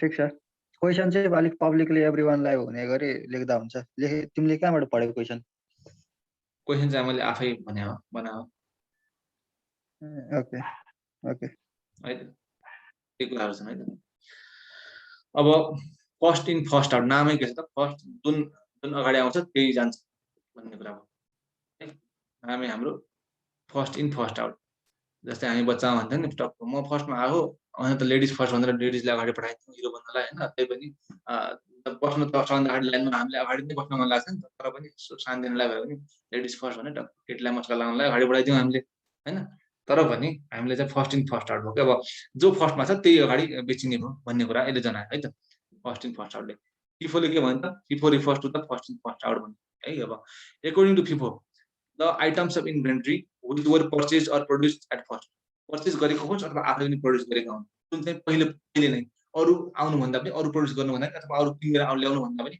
अगाडि जुन चाहिँ पर्चेज अथवा प्रोड्युस गरेका हुन् तिनीहरु चाहिँ फर्स्टमा कन्ज्युम हुन्छन् अथवा सोल्ड हुन्छन् यदि र मेटेरियल भने चाहिँ कन्ज्युम हुन्छ र अथवा फिनिश गुड्स हो भने चाहिँ सोल्ड हुन्छन् फर्स्टमा नै बेचिन्छ भन्ने मान्ने हो के मान्ने जा हो है मान्ने सबै कुरा एजम्पसन त भयो नि अब के छ र टोटल यो हुनै पर्छ भन्ने युनिभर्सल ट्रुथ त के पनि छैन यहाँ हरेक कुराहरु एजम्पसन गरेका नै हुन् र त्यसैले गर्दाखेरि यो फिफो मेथडबाट पनि त्यही एजम्पसन गरौँ के एजम्पसन छ फर्स्टमा आएको फर्स्टमा प्रोड्युस गरेको अथवा फर्स्टमा पर्चेज गरिएको हैन त्यसलाई त्यो कुरालाई चाहिँ कि त फर्स्टमै कन्ज्युम गरिन्छ अथवा फर्स्टमा नै बेचिन्छ भन्ने कुरा मान्यता साथ हैन अगाडि बढिरहेको छ टक्क यहाँ हैन त्यो कुरालाई मानिन्छ यहाँ भन्ने कुरा हामीले बुझ्नुपर्छ र consequently the remaining item in the inventory at the end of it are those most recently purchased भन्नुको मतलब जुन चाहिँ हामीले भर्खर नयाँ पर्चेज गरेछ नि ती कुराहरु नै त इन्भेन्टरीका अन्तिममा बस्ने हुन् हैन जुन चाहिँ पहिले नै जुन चाहिँ अगाडि नै हामीले पर्चेज गरेका थियौं ती कुराहरु हामीले अगाडि नै बेच्छौं भनेपछि बस्ने के हुन्छ अहिले रिसेन्टली पर्चेज गरेका कुराहरु चाहिँ इन्भेन्टरीको जस्तै इयर एन्डमा हाम्रो इन्भेन्टरीमा बस्छन् नि अब त्यही कुरा नै पिपलले गर्नु हो है फर्स्ट इन फर्स्ट आउट जुन पहिला किन्यो जुन अथवा प्रोड्युस गर्यो त्यो चाहिँ पहिला कन्ज्युम गर्ने अथवा बेच्ने भनेपछि जुन चाहिँ रिसेन्टली पर्चेज गरेका छन् अथवा रिसेन्टली प्रोड्युस गरेका छन् त्यो चाहिँ इन्भेन्टरीमा रहन्छन् भन्ने कुरा चाहिँ हाम्रो फर्स्ट इन फर्स्ट आउट मेथडले भन्छ है त लिफो मेथड अघि पनि भन्छौँ हामीले लिफो मेथड भनेको खासै एनएसले पनि भनेको छैन र ट्याक्सेसनको आधारमा पनि यो लिफो मेथडलाई युज गरिन्न तर अब हाम्रो पार्टमा यो हाम्रो पोर्सनमा भएको कारणले गर्दाखेरि हामीले पढ्छौँ यो पनि अब हुन त फर्स्ट इन फर्स्ट आउट भन्यो यहाँ चाहिँ लास्ट इन लास्ट आउट भयो लास्ट इन फर्स्ट आउट भयो sorry last in first out भयो भन्नुको मतलब जुन चाहिँ अहिले हामीले रिसेन्टली पर्चेज गरेका छौँ नि त्यो नै हामी सबभन्दा अगाडि बेच्छौँ अरे के भन्नुको मतलब जुन अगाडि पर्चेज गरेका थियौँ अथवा प्रोड्युस गरेका थियौँ त्यो कुरा चाहिँ अझ इन्भेन्टरीमा रहिरहने भयो कि रिसेन्ट कुराहरू चाहिँ रिसेन्ट प्रोडक्सन अथवा रिसेन्ट पर्चेज चाहिँ हामीले कन्ज्युम अथवा बेच्ने भयौँ भन्ने कुरा चाहिँ यसले भनेको हो है अब इन्भेन्टरीमा के देखिने भयो त इन्भेन्टरीमा पहिल्यैदेखिका जुन बसेका खडे पडेका अथवा बचेका प्रोड्युस गरेको अथवा पर्चेज गरेका कुराहरू गुड्सहरू थिए ती कुराहरू नै अब इन्भेन्टरीको रूपमा देखिने भए है त अब ती चाहिँ फर्स्ट आउट भन्ने कुरा छ यो अलि अनरियलिस्टिक छ नि हैन अनरियलिस्टिक छ अब को राखेर जान्छ ती कुरा त ड्यामेज पनि हुन सक्छन् पछि त ड्यामेज हुन सक्छन् उनीहरुको एक्सपायरी एउटा टाइम पिरियड हुन्छ त्यो एक्सपायर हुन सक्छ अथवा उनीहरुको त्यो मार्केटको ट्रेन्ड अनुसार पनि त मार्केटको ट्रेन्ड चेन्ज हुन सक्छ ती कुराहरु गुड्स पछि सेल हुन सक्छन् त्यो कसैले पनि लस त्यस्तो खालको लस त बियर गर्न चाहदैन भन्ने यो चाहिँ के हो त त्यसैले गर्दाखेरि यसलाई चाहिँ हामी ट्याक्सबाट पनि एक्सक्लुड गर्यो र एनएसले पनि एक्सक्लुड गरेको कारण नै त्यही हो यो चाहिँ अलिकति अनरियलिस्टिक हो क्या हैन त्यसैले गर्दाखेरि तर हामीले अब पढ्ने कुरा हो अब वेटेड एभरेज भनेको average price for computing value of stock is very simple approach हैन ठिक छ के फरक पर्दैन हामीले एभरेज गर्ने कुरा त भने जस्तै दुईटा जस्तै एक्जाम्पलको कुरा गर्दा दुईटा ए र बी स्टक छन् भनेपछि चाहिँ ए र बी स्टक छन् त्यही र मेटेरियल हो है त्यही र मेटेरियल हुन् ए र बी को दुईटा चाहिँ ल्याइयो दुईटा चाहिँ अर्डर गरेर ल्याइयो र यसलाई चाहिँ 500 मा र यसलाई 500 मा है 500 मा ल्याइयो यसलाई चाहिँ 600 मा ल्याइयो अरे अब यिनीहरुको एभरेज प्राइस निकाल्न त सबैलाई आउँछ जस्तै यो 20 वटा युनिट छ यो 30 वटा युनिट छ अरे अब एभरेज प्राइस निकाल्न के नै छ हैन 5 एभरेज निकाल्नलाई एभरेज वेटेड मेथडले के युज गर्छ त 500 + 600 500 प्लस 600 डिभाइडेड बाई 30 प्लस 20 गरेपछि एभरेज प्राइस आइहाल्छ।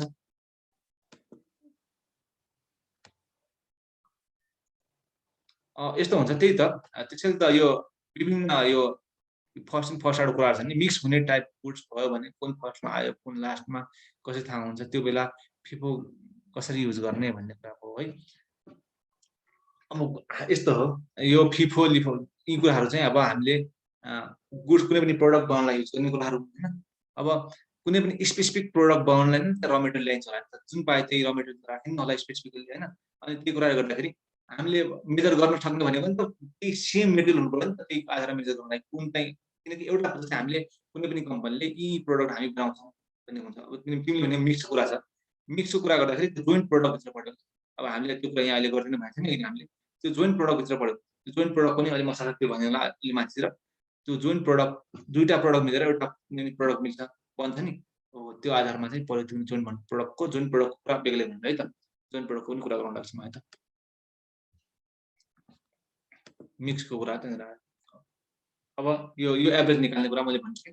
अब यो 600 plus 500 divide by 30 divide plus 20 भनेपछि अब एउटा एभरेज प्राइस आउँछ। त्यो एभरेज प्राइस अनुसार नै हामीले के गर्छौँ त, हामीले त्यसको चाहिँ हामीले यो प्रिन्सिपल लगाउँछौँ यो क्लोजिङ स्टक भ्यालु गर्नलाई है, कुनै पनि इन्भेन्ट्रीको क्लोजिङ स्टक भ्यालु गर्नलाई। अब हामी जाउँ एउटा क्वेसन तर्फ है त, बुझिन्छ, सिम्पल नै छ होला जस्तो लाग्छ, मैले हेरेँ भने तर सिम्पल छ है। अब के भनेको छ यहाँ, the following are details of spare parts of MS Sitaram enterprises भन्ने कुरा है। सीताराम भन्छ नि होइन, सीतारामको एन्टरप्राइजेसको मिस्टर सीताराम। अब फर्स्टमा 2019 1 महिना 1 गतेको होइन, 1 तारिक 1 गते 1 महिनाको चाहिँ ओपनिङ स्टक कति रहेछ, कति बन्द रहेछ भन्नुभयो त, अगाडि ओपनिङ स्टक पनि छैन र यतिमा चाहिँ पर्चेस गरेको छ। 1 महिना 1 गते पनि पर्चेस पनि गर्यो, कति गर्यो त 100 युनिट गर्यो, कुन दरले त 30 रुपियाँ पर युनिटले दरले चाहिँ पर्चेस गरियो र 15 गते 1 महिनाको त्यही महिनाको अथवा जनवरीको 15 गते चाहिँ इस्युड फर कन्जम्सन गर्यो भने, इस्यु भनेपछि अब यो स्टकमा 50 युनिटलाई स्टकमा हाम्रो स्टकमा छैन यो 50 युनिट, यसलाई चाहिँ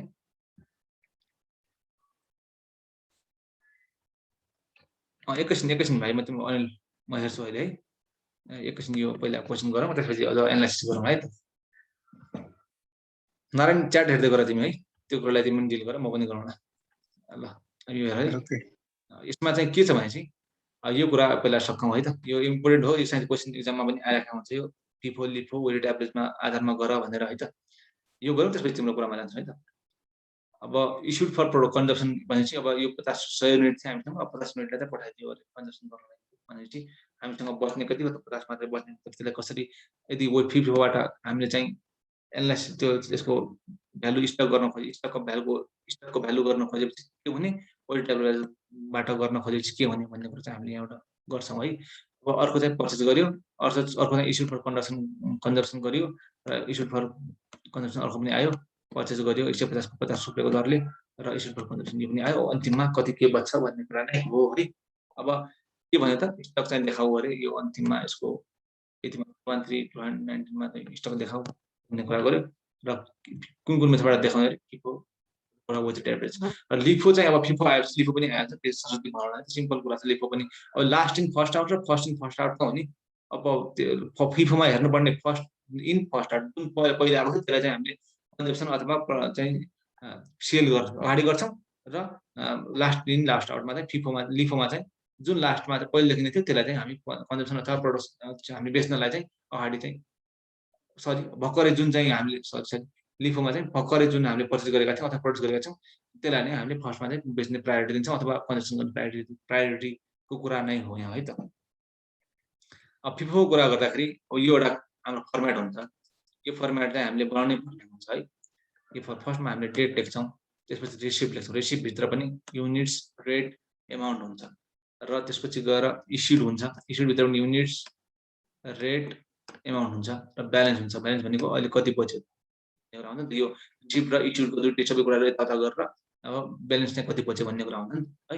युनिट्स रेट र एमाउन्ट तीनवटा कुराहरू चाहिँ हामीले यो फर्मेट यही नै हुनुपर्छ, अझ राम्रो इजी भन्नुलाई अब यही नै हुनुपर्छ। हार्ड एन्ड फास्ट रुल त केही पनि होइन, तर पनि यो भएपछि हामीलाई इजी हुन्छ हरेक कुराहरू गर्न, यति थाहा पाएपछि हामीलाई इजी हुन्छ है त। अब हामीले जसरी पनि निकाल्ने त हुन त जे गर जसरी गर हामीलाई निकाल्नु पर्ने क्लोजिङ स्टकको भ्यालु हो, जुन डेटमा हामीलाई निकाल्नु भनेको छ त्यही डेटमा निकाल्नु पर्ने हो भनेपछि हामीले तर यो आधारमा यो फर्मेटमा गऱ्यो भने चाहिँ हामीलाई झन् इजी हुन्छ भन्ने कुरा नै मात्र हो है त। अब हामी अगाडि बढौँ। जस्तै 1 जनवरीमा के थियो त ब्यालेन्स के थियो 0 थियो, किनकि ओपनिङ स्टक नै 0 थियो अनि क्वेसनले भनेको छ। र 1 जनवरीमा नै 100 वटा हामी किनेका थियौँ। क्वेसन तपाईँले हेरेकै होला। फर्स्ट यहाँ के भयो त पर्चेज गरे भनेको छ, कतिको दरले 30 रुपियाँको दरले है। त्यही कुरा चाहिँ यहाँ के भयो त, त्यही कुरा चाहिँ यहाँ हाम्रो 130 र 3000 भयो है ओपनिङ। 130 र 3000 ओपनिङ हाम्रो के भयो त यो रिसिप्टमा आयो। रिसिप्ट किनकि हाम्रो अब यो चाहिँ हामीले रिसिभ गर्यौँ नि त, हामीले पायौँ नि त, हाम्रो आफ्नो इन्भेन्टरीमा राख्न पायौँ नि त हामीले। त्यसैले के भयो त 130 र 3000 भन्ने कुरा हाम्रो रिसिप्टमा हामीले देखायौँ। रिसिप्टमा देखाइसकेपछि अहिले अब ब्यालेन्स कति भयो त, इस्यु त हामीले के पनि भनेको छैन यो डेटमा, यो डेटको पनि हेर्नुपर्छ इस्यु के भनेको छ कि भनेर। र हाम्रो इस्यु त के पनि यो डेटमा भनेको छैन भनेपछि हाम्रो ब्यालेन्स कति पनि भयो 130 त्यही प्राइसमा जुन प्राइसमा हामीले किनेको थियौँ र 3000 भनेर टिपोको आधारमा चाहिँ 3000 मा हामीले ब्यालेन्स देखाउने भयो है। पछि गर्दाखेरि त्यसपछि हाम्रो गर्दाखेरि 15 जनवरीमा सबैले क्वेसन हेरेका थियौँ अघि न। 15 जनवरीमा के भनेको छ इस्युड फर कन्जम्सन भन्ने कुरा आएको छ। कुन चाहिँ 50 युनिट चाहिँ हामीले पठाइदियौँ अरे कन्जम्सनको लागि भन्ने कुरा छ। अब 15 जनवरीको कुरा गर्दाखेरि हामीले रिसिप्ट लिएका छैनौँ तर हामीले इस्यु गरेका छौँ है। इस्यु कति गरेका छौँ 50 30 गरेका छौँ है। 30 यसैकोबाट जाने हो नि त, पिफो युज गरेका छौँ हामी, फर्स्ट इन फर्स्ट आउट। हुन पनि त्योभन्दा अगाडि ब्यालेन्स पनि केही पनि थिएन हामीसँग, यही नै एउटा स्टक बाँकी छ, यही स्टकबाट नै त हामीले पठाउनु पर्ने भयो नि त। त्यसले गर्दाखेरि यसैको 50% चाहिँ 50 कता आयो त, कति रेट त अब त्यही नै हुने भयो हैन, 30 नै हुने भयो। यो 30 चाहिँ गरेर 1500 चाहिँ हामीले इस्युमा राखिदियौँ। अब बच्यो कति त 50 वटा हामीले इस्यु गरिसक्यौँ र हामीसँग बच्यो 50 वटा मात्र। त्यसको कस्ट कति छ त पिफो युज गरेपछि हामीले 30 नै आउँछ र 1500 चाहिँ हाम्रो के हुने भयो त ब्यालेन्समा देखिने भयो। अब फेब्रुअरी 1 को कुरा गर्दाखेरि फेब्रुअरी 1 मा के भनेको थियो यहाँ, फेब्रुअरी 1 मा के भनेको थियो भने चाहिँ पर्चेज गर्यो अरे 200 वटा युनिट्स 40 रुपियाँको दरले पर युनिटको दरले भन्ने कुरा आयो है। पर्चेज गर्यो भने चाहिँ के हुन्छ रिसिप्ट, पर्चेज गरेपछि हामी रिसिप्ट गर्छौँ, हाम्रो स्टकमा आउँछ इन्भेन्ट्री आउँछ भनेपछि चाहिँ रिसिप्टको रूपमा हामीले 200 देखायौँ। कति दरले छ माथि क्वेसनले भनेको छ 40 रुपियाँको दरले भनेको छ। 40 रुपियाँको दरले भनेपछि यो 40 यहाँ राख्ने भयो हामीले अनि 8000 को रूपमा देखायौँ। अब चाहिँ यसरी चाहिँ छुट्याएर राख्नुपर्ने हुन्छ है यो, किनकि फर्स्ट इन फर्स्ट आउट हो नि त। यो पहिले आयो त्यसैले अब कुनै पनि खालको हामीले कन्जम्सन गर्न चाह्यौँ अथवा हामीले कुनै पनि खालको कुरा चाहिँ सेल गर्न चाह्यौँ भने चाहिँ यो कुरा चाहिँ फर्स्टमा जानुपर्ने छ, डाइरेक्टली यहाँ चाहिँ जान पाइँदैन। यसको चाहिँ अब एउटा स्ट्यान्डर्ड मेन्टेन गर्नुपर्छ। स्ट्यान्डर्ड यसले भन्ने कुरा नै के हो त, पहिला चाहिँ यो सकाऊ त्यसपछि यहाँ जाऊ, फर्स्टमा यहाँ तल यो बढी छ भन्दैमा यहाँ मुख यहाँ नदेखाउँ, यहाँ यो चाहिँ सबभन्दा अगाडि गर्ने हो भन्ने कुरा यसले गर्छ। त्यसले गर्दाखेरि अब ब्यालेन्समा त यो पनि देखिन्छ यो पनि देखिन्छ किनकि दुईटै स्टकमा छन् हाम्रो। तर कुनै पनि खालको इस्यु गर्ने कुरा आयो भने चाहिँ है त, अब कुनै पनि कुरा चाहिँ इस्यु गर्ने कुरा आयो भने चाहिँ अब कुन गर्ने भन्ने कुरा त्यो पनि फर्स्टमा यो गर्नु पर्यो त्यसपछि यो कुरा नै है। अब यसमा बढी के पनि छैन। अब 15 फेब्रुअरीमा के भनेको छ, 15 फेब्रुअरीमा हाम्रो 100 युनिट चाहिँ इस्यु गर्नु पर्यो कन्जम्सनको लागि भनेको छ। अब यहाँनिर राम्रो कुरा बुझिन्छ, यहाँनिर स्पष्ट बुझिन्छ। यहाँ त हामीसँग 50 मात्र छ नि त है, हामीसँग के छ 50 मात्र छ, 30 रुपियाँको दरले 1500 को 50 मात्र छ, हामीले चाहिने 100 वटा हो भनेपछि अब चाहिँ हामी यो सकिसकेपछि अब हामी जाने भनेको यहाँ जान्छौँ 200 मा जान्छौँ है। 200 बाट 50 वटा चाहिँ हामी लिन्छौँ। अब अगाडि चाहिँ यो गरियो 30 रुपियाँको दरले 1500 गरियो। अब चाहिँ यो चाहिँ हामी के गर्छौँ त 50 रुपियाँको चाहिँ 50 वटा युनिट यहाँबाट 200 बाट लिन्छौँ र त्यो चाहिँ दर कति छ 40 छ नि त, 40 छ र 2000 हुन्छ। अब चाहिँ कति देखिने भयो, अब यो त सकिसक्यो, यसको काम तमाम भइसक्यो। हामीसँग देखेको अब बचेको त यो मात्र छ, बचेको कतिवटा छ 50 वटा घटिसक्यो, 150 वटा मात्र बचेको छ हामीसँग हैन, 150 वटा मात्र बचेको छ। त्यही 150 वटालाई नै हामीले 40 रुपियाँको दरले, किनकि यसको त कस्ट 40 थियो हामीले ल्याउँदाखेरि नै भनेपछि यो 40 रुपियाँको दरले हामी 6000 भनेर देखाइदिन्छौँ। यसको कुरा यो भयो है त। पछि गएर अर्को कुरा, अब यो हाम्रो यहाँसम्म चाहिँ सक्यो यो। अब इस्युड फर कन्जम्सन अर्को पनि 100 वटा युनिट्स भन्ने कुरा आयो है। अब यहाँ पनि के भयो त रिसिप्टमा त केही पनि हुने रिसिप्टको पोर्सनमा केही पनि हुने भएन किनकि आएकै छैन केही पनि तर इस्युड भनेको छ इस्युडबाट चाहिँ हामीले देखाउनु पर्ने हो नि त र बिचमा चाहिँ हामीले के देखाइदियौँ 100 वटा चाहिँ इस्यु गर्ने भएछ हामीसँग 150 वटा छ तपाईँ 40 रुपियाँको दरले छ भनेपछि 100 वटा इस्यु गर्ने त्यहाँबाट 40 रुपियाँको दरले 4000 हुन्छ अब हामीसँग बच्यो कति 150 माइनस 100 भनेपछि जम्मा 50 वटा हामीसँग बच्यो र 50 वटा हामीसँग बचेपछि त्यो कतिले भ्यालु गर्नुपर्ने भयो 40 रुपियाँ गर्ने लिने त हो नि किनकि यो त लिफो र फिफोमा त्यही त हुन्छ 40 रुपियाँले खालि एभरेजको कुरामा त प्राइस चेन्ज भइरहेको हुन्छ होइन आफ्नो आफ्नो पर्सन त्यसैले गर्दाखेरि यहाँ चाहिँ यो हुने भयो अब यो 2000 को रूपमा देख्ने भयो अब अर्को कुरा के छ यहाँनिर पर्चेज गरे भनेको छ पर्चेज गर्ने बित्तिकै हाम्रो के छ इन्भेन्ट्री बढ्छ सेम तरिका कुन कति रुपियाँले एट द रेट 50 पर युनिटले पर्चेज गरेछ 150 युनिट भनेपछि त्यही कुरा अझ यहाँ के हो त यहाँ आयो 50 वटा देखियो सरी पर्चेज 150 वटा यहाँ पर्चेज गरियो रिसिप्टमा देखियो यो कुरा चाहिँ अब ब्यालेन्समा देखिन्छ पक्कै पनि अघि पनि भन्छ अब हामीले कुनै पनि इस्यु गर्नु त भने सबभन्दा अगाडि यहाँबाट गरिन्छ यहाँबाट गरिन्छ भनेर यो 40 रुपियाँको अगाडिको देखियो यो 2000 को 150 वटा नयाँ आएको थियो त्यही नयाँ कुरा नै यहाँ ब्यालेन्सको रूपमा देखियो है अब इस्यु गर्दाखेरि 100 वटा इस्यु गर्ने भनेको छ 15 मार्चमा 100 वटा इस्यु गर्दाखेरि पहिला यो 50 ले सकाउनु पर्यो यो कति छ 40 रुपियाँको छ दरले छ त्यसपछि गरी यहाँबाट अर्को 50 लिनु पर्यो किनकि 100 वटा त हामीसँग माथि छैन नि त त्यसले गर्दाखेरि यो 150 बाट चाहिँ अर्को 50 आउने हो अब यति नै हो अब कति बच्यो त ब्यालेन्स कति भयो यो नै ब्यालेन्स भयो है अब सरी यो होइन यो चाहिँ ब्यालेन्स भयो है अब यहाँ तल देयरफोर स्टक 100 वटा मात्र बाँकी छ हामीसँग यो मात्र बाँकी छ 50 रुपियाँको दरले बाँकी छ र यो 5000 भयो यो कुरा नै हाम्रो क्लोजिङ यो फिफोबाट है अब फिफो लिफो पनि सेम हुन्थ्यो लिफोमा के हुन्थ्यो अब लास्ट इन फर्स्ट आउट हुन्थ्यो भनेपछि अहिलेसम्म लास्ट इन त यही नै हुन्थ्यो त्यो कुरामा लास्ट इन त यही नै हुन्थ्यो यही नै थियो अगाडि त हामीसँग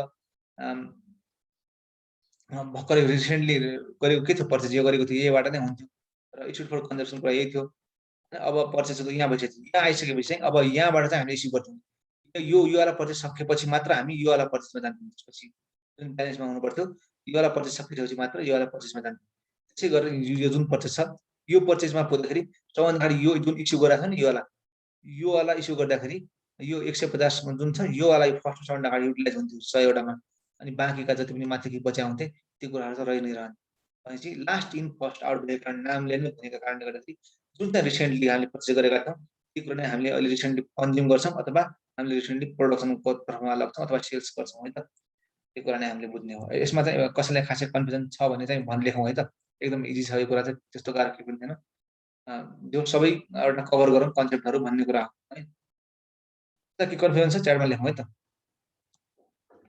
अब यही कुरा चाहिँ वेटेड एभरेजको कुरा गर्दाखेरि है वेटेड एभरेजमा कुरा गर्दाखेरि अब क्वेसन त सबैलाई याद भइसक्यो होला सिम्पल नै छ है कन्सेप्ट बुझाउनलाई खासमा मैले यो गर्न खोजेँ यहाँ पनि सेम कुरा नै हो डेट लेख्यो रिसिप्ट लेख्यो इस्युड लेख्यो ब्यालेन्स लेख्यो र सबै ठाउँमा युनिट्स लेख्यो यो लेख्यो इयर लेख्यो है अब युनिट्स लेख्यो रेट लेख्यो इस्युड एमाउन्ट लेख्यो युनिट लेख्यो रेट लेख्यो एमाउन्ट लेख्यो ब्यालेन्स है त यसमा चाहिँ ब्यालेन्स फर्स्टमा कति पनि थिएन यसमा एभरेजको कुरा केही आउने नै भएन अनि यहाँसम्म पनि के को एभरेजको कुरा आउनु यो त भर्खरै त यो फर्स्ट त एउटा पर्चेज हो त्यसले गर्दा यो पर्चेजलाई त्यतिमै देखाइन्छ त्यसपछि कुरा पनि अब के आउनु सेम कुरा नै हो यो दुईटा पर्चेज भएको एउटा एभरेज प्राइस एग्रिगेट प्राइस निकाल्न सकिन्छ हामीले ओभरअल रूपमा प्राइस एउटा एभरेज निकाल्न सकिन्छ हैन यो पनि सेम नै हो तर फर्स्ट फेब्रुअरीको कुरा गर्दाखेरि 200 वटा 40 यहाँ चाहिँ किनियो छ यो किनिसकेपछि अब चाहिँ के भयो त अब चाहिँ अगाडिको 50 वटा अगाडिदेखि नै बाँकी छ हैन यो अगाडिको बाँकी छ प्लस 200 वटा यो आयो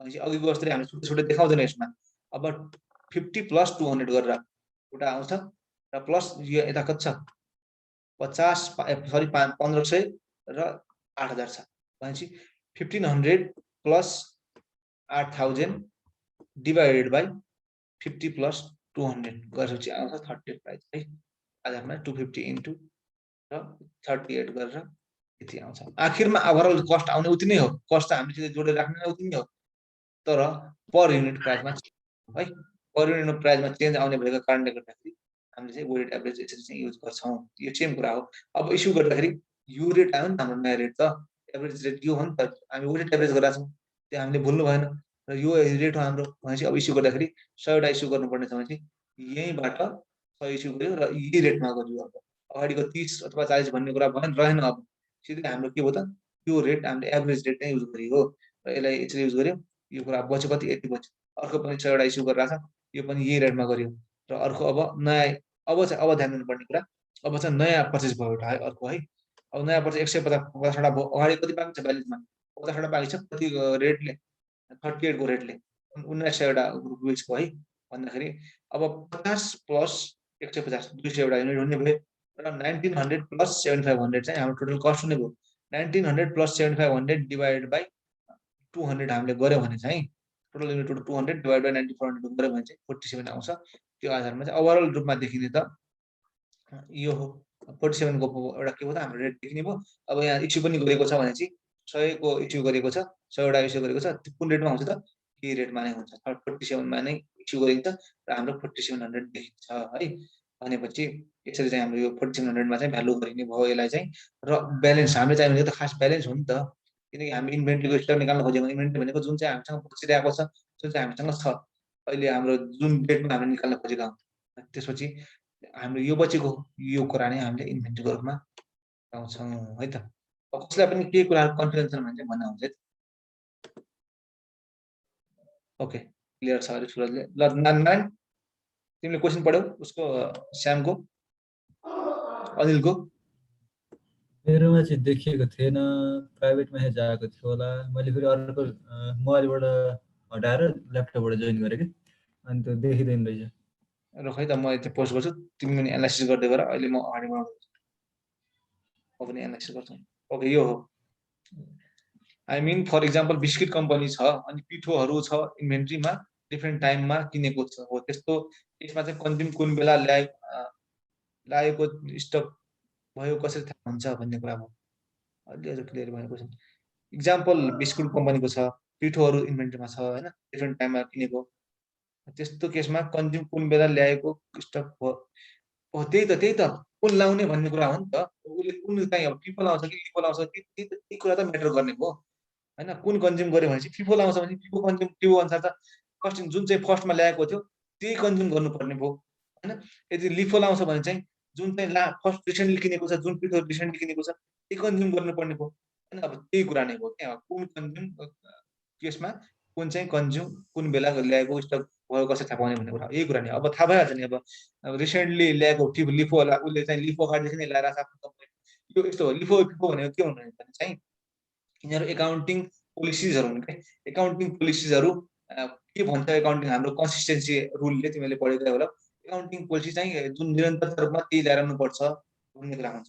अब ट्याक्सको कुराबाट हेर्दाखेरि पनि हामीले एकाउन्टिङ पोलिसी आज एउटा चाहिँ यो वर्ष यो चुज गर्ने, अर्को वर्ष ऊ चुज गर्ने भन्ने कुरा हुँदैन। ट्याक्सको पनि हाम्रो छ त्यहाँ स्पेसिफिकली लेखा छ एकाउन्टिङ पोलिसीको कुरा गर्दाखेरि होइन। आज यो चुज मैले लिफो यो चुज गर्छु, अर्को चाहिँ म पिपो चुज गर्छु होइन, त्यस्तो कुरा चाहिँ हुँदैन है। त्यसले गर्दाखेरि ट्याक्समा पनि कुनै पनि कुरा चेन्ज गर्न थाल्यो, पिपोदेखि लिफो जान थाल्यो अथवा लिफोदेखि पिपो जान थाल्यो भने चाहिँ उसले चाहिँ ट्याक्स एडमिनिस्ट्रेसनलाई कुराहरू राख्नुपर्ने हुन्छ। अनि ट्याक्स एडमिनिस्ट्रेसनले ल ठिक छ भनेर चाहिँ मान्यो भनेपछि मात्र है त्यसरी चाहिँ हामीले लागू गर्न पाइन्छ। त्यसले अब फिफो युज गरिरहेको छ कि लिफो युज गरिरहेको छ त्यो कम्पनीले भन्ने कुरा हो। उसको अब कम्पनीको आफ्नो अन्डरस्ट्यान्डिङमा उसलाई जुन राम्रो लाग्छ त्यही युज गर्छ, यही नै युज गर्नुपर्छ भन्ने छैन। तर लिफो त युज गर्नै पाइँदैन। अब वेटेड एभरेज गर्छ कि अथवा हाम्रो फर्स्ट फिफो गर्छ भन्ने कुरा नै मुख्य कुरा हुन्छ ट्याक्सेसन अनुसार।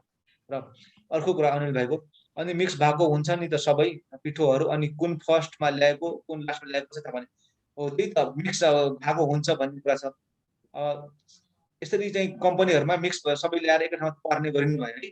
कम्पनीहरूमा डाटाहरू हुन्छन्, कुन फर्स्टमा ल्याएको कुन डेटमा ल्याएको सबै कुराहरू राखिन्छ होइन। त्यसैले त यो हामीले के भन्यो periodic inventory system, perpetual inventory सिस्टमको कुरा पढ्यौँ। ती कुराहरूमा के हुन्छ भने एउटा रेकर्ड बनाइएको हुन्छ, कुन पिठो चाहिँ कहाँ ल्यायो अनि कहाँनिर राख्ने भनेर स्पेसिफिकली कुराहरू सबै कुराहरू त्यहाँ डाइरेक्टली राम्रोसँग स्पेसिफाई गरेको हुन्छ। हो त्यो पिठो कुन बेला कुन ल्यायो कुन युटिलाइज गर्ने भनेर त्यहाँबाट थाहा पाउँछ त्यसले। त्यसैले गर्दा मिक्स सबै पिठोलाई एकै ठाउँमा मिक्स गर्ने होइन नि त। अब तिमीले एउटै अघि नै भनेको चाहिँ जोइन्ट प्रोडक्टको कुरा हो, फेरि मिक्स हुन थाल्यो सबै कुराहरू, एउटा प्रोडक्ट बनाउनलाई कहिलेकाहीँ दुईवटा प्रोडक्टहरू युज मिक्स हुन्छ नि त। त्यो कुरा गर्दाखेरि चाहिँ जोइन्ट प्रोडक्टको कुरा हुन्छ। तर यो कुरालाई तिम्रो पिठोको कुरा गर्दाखेरि चाहिँ सबै एकै ठाउँमा ल्याएर थुपार्ने काम चाहिँ गरिनु है। त्यो चाहिँ अब डेट अनुसार प्राइस अनुसार सबै कुराहरू चाहिँ सबै मेन्टेन रेकर्ड मेन्टेन गरेको हुन्छ। त्यो आधारमा चाहिँ सबै कुराहरू गरिने हुन्छ है त। त्यो कुरा बुझौँ। हाम्रो यो त जस्तो पिठो अब कुन कहिले आएको हुन्छ भन्ने थाहा नपारे त हामीले यो मेथड युज गरिरहेको छौँ। हो त्यही त बोलाउने भन्ने कुरा हो। अब स्पेसिफिक आइडेन्टिफाई गर्न सक्यो त आइडेन्टिफाइबल त्यो मेथड स्पेसिफिक एकदम आइडेन्टिफाई एकदम मेथड लगाइहाल्छ। अब त्यो पत्ता लगाउन सकेन, सेपरेट गर्न सकेन भनेदेखि चाहिँ हामी कुनै दुईटा मध्ये FIFO र वेट एभरेज मध्ये एउटा लाउँछौँ भन्ने कुरा एनआइएसले गरेको छ, लगाउनु भनेको छ, त्यही नै कुरा भयो। त्यो कुरा चाहिँ हो है त। अब स्पेसिफिकल्ली भन्ने कुरा स्पेसिफिकल्ली नै भयो, त्यो कुरा पनि सही हो। ओके क्लियर भयो है। ओके भाइ ल ल अगाडि बढौँ है त। अब चाहिँ हामी यो सिम्पल थियो क्वेसन एउटा यहाँ क्वेसन राख्दैछ मैले कस्ट अफ इन्भेन्ट्रीको लागि। अब यहाँनिर चाहिँ ध्यान दिनुपर्ने कुरा एउटा तिमीहरूले चाहिँ अब क्यास डिस्काउन्ट र ट्रेड डिस्काउन्टको कुरा पनि सायद तिमीहरूले थाहा पाइसक्यो होला सबै कुराहरू होइन। क्यास डिस्काउन्ट र ट्रेड डिस्काउन्टको कुरा कहिलेकाहीँ इक्जाममा पनि सोधिरहेको हुन्छ, क्यास डिस्काउन्ट र ट्रेड डिस्काउन्टको हामीलाई डिफ्रेन्स बिट्विन लेख भनेर। त्यो कुरा चाहिँ यो क्वेसन गर्नुभन्दा अगाडि यो चाहिँ थाहा हुनु पऱ्यो क्यास डिस्काउन्ट र हाम्रो ट्रेड डिस्काउन्टको कुरा है त। क्यास डिस्काउन्ट भनेको सबैलाई ट्रेड डिस्काउन्ट अथवा क्यास डिस्काउन्ट भनेको अहिले त्यसपछि ट्रेड डिस्काउन्ट पछि भन्छु। पहिला ट्रेड डिस्काउन्टको कुरा गरौँ। ट्रेड डिस्काउन्ट भनेको के हो भने चाहिँ सेलरले चाहिँ पर्चेस गर्दाखेरि कुनै पनि खालको पर्चेसहरू गर्दाखेरि अब टन्नै बल्कमा पर्चेस गरेर आएको छ भने चाहिँ अब अझ एक किसिमको सेलर त्यो क्लाइन्टको पनि हामीमा इन्ट्रेस्ट रहिरहोस् ताकि हामीले अलिकति रिबेट दिए जस्तो हुन्छ अथवा हामीले डिस्काउन्ट दियौँ र पछि पनि क्लाइन्ट अझ हामीमा आउँछ, हामी कहाँ आउँछ आओस् भनेर चाहिँ एक किसिमको उसलाई प्रोत्साहन गर्नलाई इन्करेज गर्नलाई आफूबाट किन्नलाई इन्करेज गर्नलाई नै हामी ट्रेड डिस्काउन्ट दिन्छौँ। फर्स्टमा किन्ने बेला नै दिन्छ, त्यो पर्चेसको टाइममा नै हाम्रो ट्रेड डिस्काउन्ट हुन्छ है। At the time of purchase हुन्छ कस्टमरलाई अट्र्याक्ट गर्न र अझ बढी डिस्काउन्ट बढ्दै गइरहेको छ भने सेल्स पनि त उसले उसको त जुन बेचिरहेको छ त्यसको सेल्स पनि त बढ्छ। भन्नुको मतलब त्यो यति धेरै डिस्काउन्ट दिइरहेको छ यो त मेरो लागि राम्रो मौका हुनसक्छ र मैले अहिले नै किनेर राखौँ नि त, मैले धेरैवटा इन्भेन्ट्रीहरू धेरै कुराहरू अझ अहिले नै किनेर राखौँ न भन्ने खालको एउटा इन्करेजमेन्ट हुनसक्छ नि त होइन, इन्करेज हुनसक्छ त्यो किन्ने मान्छे पनि। त्यसले गर्दाखेरि किन्दाखेरि नै दिने कुरा चाहिँ हाम्रो ट्रेड डिस्काउन्ट हो है। बल्कमा किन्दाखेरि फेरि एउटा दुइटा पेन किन्न गएँ होलसेलरमा भनेर चाहिँ मलाई डिस्काउन्ट चाहियो भन्ने कुरा होइन। बल्कमा टन्नै किनेर आउँछ त्यसलाई इन्करेज गर्नलाई होइन, इन्ट्रेस्ट आफ्नो सेल्स बढाउनलाई चाहिँ उसले चाहिँ म्यानुफ्याक्चरर अथवा बेच्ने मान्छेले चाहिँ त्यसरी चाहिँ ट्रेड डिस्काउन्ट दिइराखेको हुन्छ।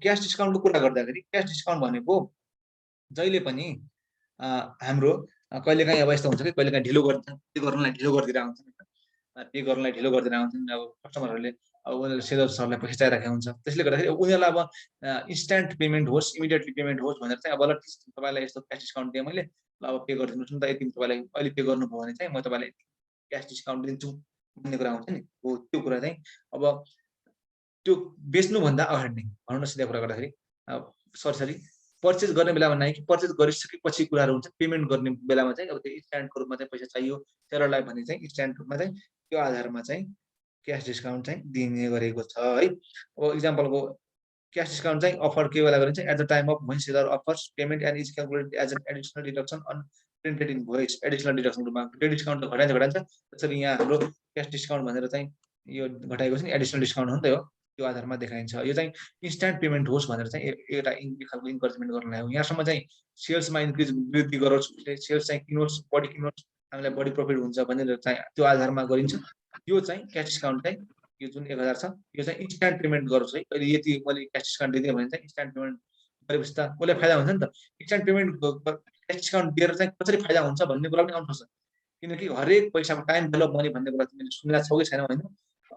पैसाको भ्यालु हुन्छ, जस्तै आजको पैसा आज मैले पैसा पाएँ भने चाहिँ आजको पैसाले र भोलिको पैसा इक्वल छ भन्न सकिँदैन। आजको अहिलेको समयमा त्यो पैसा हामीलाई अझ बढी हुन्छ किनकि त्यसमा अपर्च्युनिटी कस्टको कुरा आउँछ। जस्तै हिजो अस्ति हामी बच्चा हुँदाखेरि 10 रुपियाँ हामीलाई कति भ्यालुएबल लाग्थ्यो, 10 रुपियाँमा हामीले कति धेरै कुरा हामीले पाउँथ्यौँ, बन्द गर्दा कति धेरै कुरा किन्न पाउँथ्यौँ भने चाहिँ आजको कुरा गर्दाखेरि तपाईँहरूले अब 10 रुपियाँ छ भने के पाइन्छ, 10 रुपियाँ केही पनि पाइँदैन होइन। भनेपछि टाइम भ्यालु मनी कुरा पनि छ, टाइम सँगसँगै एउटा समय सँगसँगै पैसाको भ्यालु पनि परिवर्तन हुने जान्छ। र अर्को कुरा र त्यो यदि हामीले यो 1000 रुपियाँ डिस्काउन्ट दिएर पनि आज जस्तै 1 लाखको कुरा छ, 1 लाखको कुरा जस्तै मैले 99,000 दिनुहोस् तपाईँ, अब अहिले नै दिनुहोस् बरु 99,000 दिनुहोस् तपाईँले डिस्काउन्ट अहिले नै दिन्छु भनेर 99,000 हामीले अहिले मगाउँ अहिले पायौँ हामीले भनेपछि त्यो 99,000 हामीले सेयरमा इन्भेस्ट गर्न सक्छौँ कि अरू ठाउँमा इन्भेस्ट गरेर सक्छौँ कि 1000 भन्दा पनि त हामी बढी प्रफिट पाउन सक्छौँ। डिस्काउन्ट भनेको हामीलाई लस जस्तो पनि होइन एक किसिमले। त्यो इन्स्ट्यान्ट पेमेन्टको लागि अपर्च्युनिटी कस्टहरू भागा हुन्छन्, विभिन्न कुराहरू पैसामा भागा हुन्छन्। ती सबै कुराहरूलाई के हो त चाहिँ एउटा एक किसिमको इन्करेजमेन्ट गर्नलाई अहिले चाहिँ पैसा हामीले पाउने र हामीले आफ्नो पैसा पाइसकेपछि हामीले विभिन्न ठाउँमा इन्भेस्ट गर्न सक्छौँ। ती कुराहरू चाहिँ त्यहाँबाट यो डिस्काउन्ट दिएको भन्दा पनि त बढी पैसा कमाउन सक्छ नि त, त्यो आधारमा चाहिँ क्यास डिस्काउन्ट दिने हो है त। अब यो क्वेसन हेरौँ है त। X limited has included in its account an item of stock which had cost यदि 50,000 चाहिँ उसले स्टकमा देखाएर राखेको छ आफ्नो चाहिँ है आफ्नो स्टकमा चाहिँ 50,000 को चाहिँ कस्टमा देखाएको छ। the business has no further use for stock this stock यो स्टकलाई चाहिँ अब युजै गरिन्न रे, कुनै पनि युज गर्ने जस्तै दुईटा खालको स्टक हुन्छ क्या, मुभिङ र नन मुभिङ स्टकहरू हुन्छ क्या। अब नन मुभिङ भनेको त बेच्नै बेचिँदैन अरे क्या, कामै चाहिँ राख्ने मात्र छ हैन। मुभिङ भनेको चाहिँ अब बेचिरहेछ, फटाफट अगाडि बढिरहेछ, अझ मगाइन्छ, अझ बेचिन्छ, अझ मगाइन्छ, अझ बेचिन्छ। अब नन मुभिङ कति बेला हुन्छ नि त, नन मुभिङ चाहिँ अब उनीहरूको स्टाइल त्यो एउटा स्टाइल ट्रेन्ड हुन्छ नि त, त्यो ट्रेन्ड सक्दा हुनुपर्छ उनीहरूको स्टाइल, त्यो स्टाइलमा नहुन्छ अथवा त्योभन्दा राम्रो अझ अरू कुराहरू आइसकेका हुन्छ, त्यो नकिन्ने मान्छेले त्यो किन्न चाहेको हुँदैन, त्यो आधारमा चाहिँ नन मुभिङ स्टकहरू भइरहेका हुन्छन्। हो यहाँ चाहिँ यो यहाँबाट के बुझ्यो भने चाहिँ अब त्यो बिजनेसलाई चाहिँ त्यो यो जुन स्टक छ 50,000 को त्यो चाहिँ नन मुभिङ टाइपको रहेछ भन्ने कुरा बुझ्यो कि उसले चाहिँ खास चाहिँदैन, अब यो स्टकको युजै छैन भन्ने बुझ्यो। अब it can be scrapped for 25,000 or sold for the following भन्ने कुरा हो। 25,000 मा यो जो 50,000 को छ कि त हामीले 50,000 को लागि 25,000 नि बेच्न पायौँ अरे है, कि त यो सबै कुरा एनालिसिस गर्ने यो आधारमा चाहिँ सोल्भ गर्न पायौँ अरे भन्ने कुरा हो। अब what is the amount included in the amount for this भन्ने कुरा हो, के अमाउन्ट चाहिँ इन्क्लुड गर्ने यो आइटमको लागि भन्ने कुरा क्वेसन हो है। अब हेरौँ कस्ट अफ आइटम कति हो, 50,000 हो। नेट रियलाइजेबल भ्यालु कति छ, अलिक क्वेसन राम्रो हेरौँ फर्स्टमा। सेल प्रोसिड कति छ, 40,000 दिएको छ है।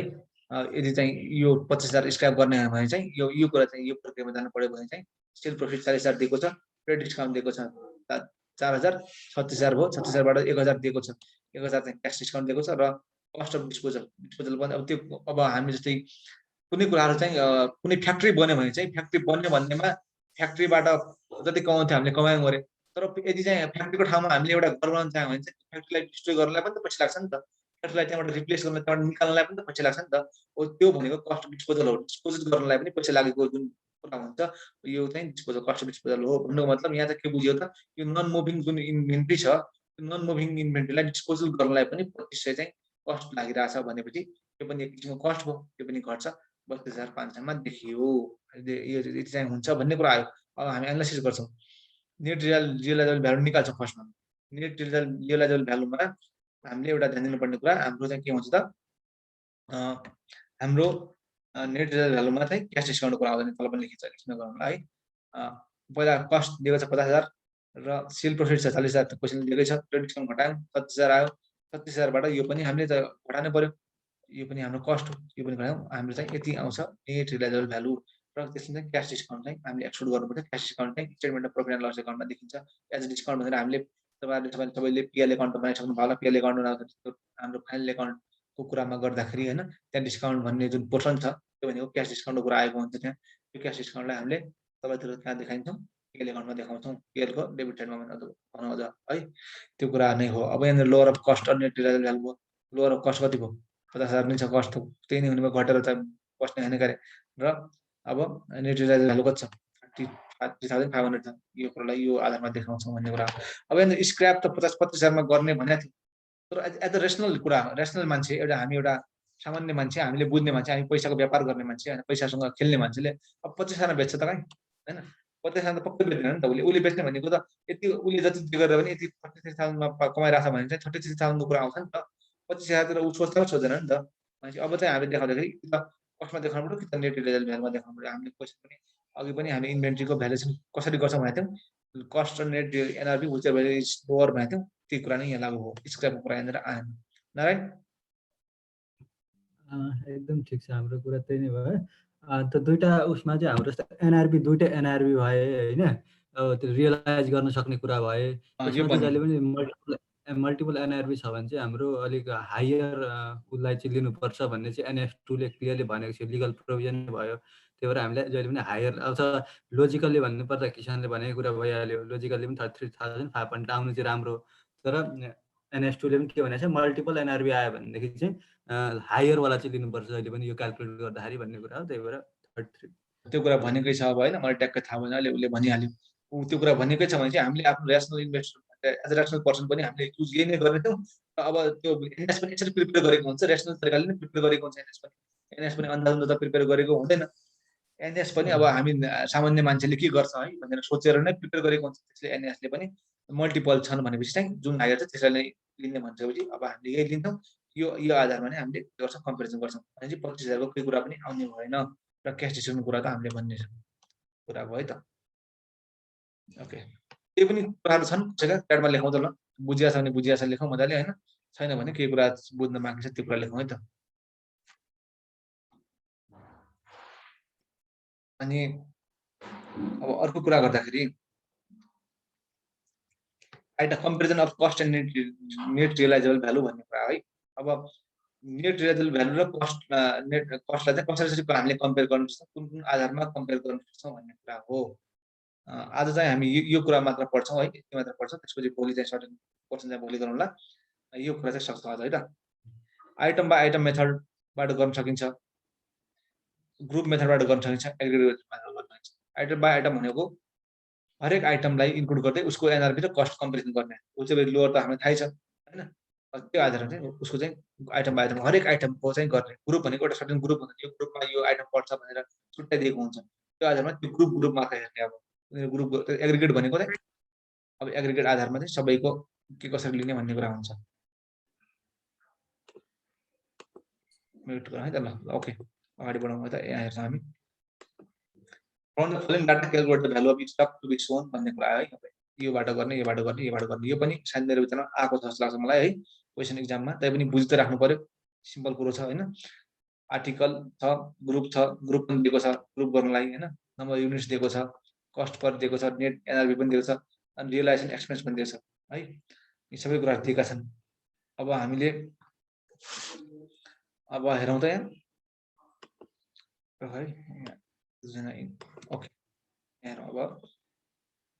अब 1 आर्टिकल 1 2 3 4 भनेर दिएको छ, ग्रुप पनि छुट्याइदिएको छ एबी एबी भनेर है। अब यो ग्रुप मेथडबाट गर्नलाई युज हुन्छ, आइटम बाई आइटम मेथड गर्नलाई यो पनि युज हुन्छ, र सँगसँगै हाम्रो एग्रिगेट मेथडबाट पनि हामी हेर्छौँ अहिले के गरिन्छ भनेर है। अब युनिट्सहरू दिएको छ 100 200 300 400 है। कस्ट दिएको छ 100 200 150 250। एनआरपी पनि रियलाइजेबल भ्यालु दिएको छ, नेट होइन रियलाइजेबल भ्यालु मात्र 120 200 156 र 290 दिएको छ हामीलाई है। सबैले क्यालकुलेटर लिएर अगाडि बस्ने। अब त्यसपछि अब हामी गरौँ सबभन्दा अगाडि एग्रिगेट मेथडबाट है। एग्रिगेट मेथडबाट गर्दाखेरि हामीसँग के गर्ने, सबै 1 2 3 4 भनेर तीनवटा लिन्छ आर्टिकल। कस्ट हामीलाई थाहै छ सबै कसरी आयो कस्ट, यो कस्ट आयो कसरी 100 units into 100, 200 into 200, 300 into 150, 400 into 250 गरेर यी सबै कुरा आए। 400 इन्टु 250 गरेर यो 1 लाख, यी सबै कुरा यसरी आए। अब एनआरपी कसरी आयो त, एनआरपी हेरौँ 120 छ, 120 इन्टु 100 गरेर आउनुपर्ने त 12,000 थियो, तर 12,000 आउनुपर्ने थियो, तर यहाँ के छ रियलाइजेसन एक्सपेन्स पनि छ। अब रियलाइजेसन एक्सपेन्सलाई इन्टु के गरौँ 93.67% गरौँ त कति आउँछ, एराउन्ड सबैको आफ्नो आफ्नो रियलाइजेसन एक्सपेन्स छ होइन। त्यो रियलाइजेसन एक्सपेन्सलाई 120 इन्टु पहिला 93.67% गरौँ, कति हुन्छ 112 हुन्छ है, 112 हुन्छ। तर यहाँ हाम्रो 11,000 लिएको छ एकछिन है। 200 इन्टु 180 हुन्छ, 180 इन्टु कति छ हामीसँग 200 छ भने चाहिँ 2500। यहाँनिर चाहिँ मिस्टेक गरिएको छ होला है, बाँकी त सबै ठिकै नै छ। ओके, यहाँ के भयो भने चाहिँ अब हाम्रो अब यहाँ यो चाहिँ एक्सपेन्स रिलेसन एक्सपेन्स छ नि, रिलेसन एक्सपेन्स चाहिँ एकछिन है त मैले च्याट हेरेँ। त्यो क्लास हुन्छ होला है भनौँ नि। अब हेरौँ है त 8.33 छ, 10 छ, यो छ। यो रिलेसन एक्सपेन्सलाई हामीले के गर्दैछौँ रियलाइजेबल भ्यालु यहाँबाट यो आफ्नो पोर्सनबाट घटाइदिउँ कि 120 को 8.33% 120बाट घटाइदिउँ, 200बाट 10% घटाइदिउँ, 156बाट 8.33% घटाइदिउँ, 290बाट 3% घटाइदिउँ। जति जति आउँछ त्यो इन्टु हामीले कति छ हामी युनिट, त्यो इन्टु युनिट गर्दै जाउँ है। त्यो हामी युनिट गर्दै गएपछि हाम्रो के आउँछ त पैसा, यो 11,000 आउँदैन, यहाँनिर 11,000 अलिक बढी आउँछ, यसको चाहिँ यति नै आउँछ है। जस्तै अब अर्को कुरा गर्दा 150 इन्टु 93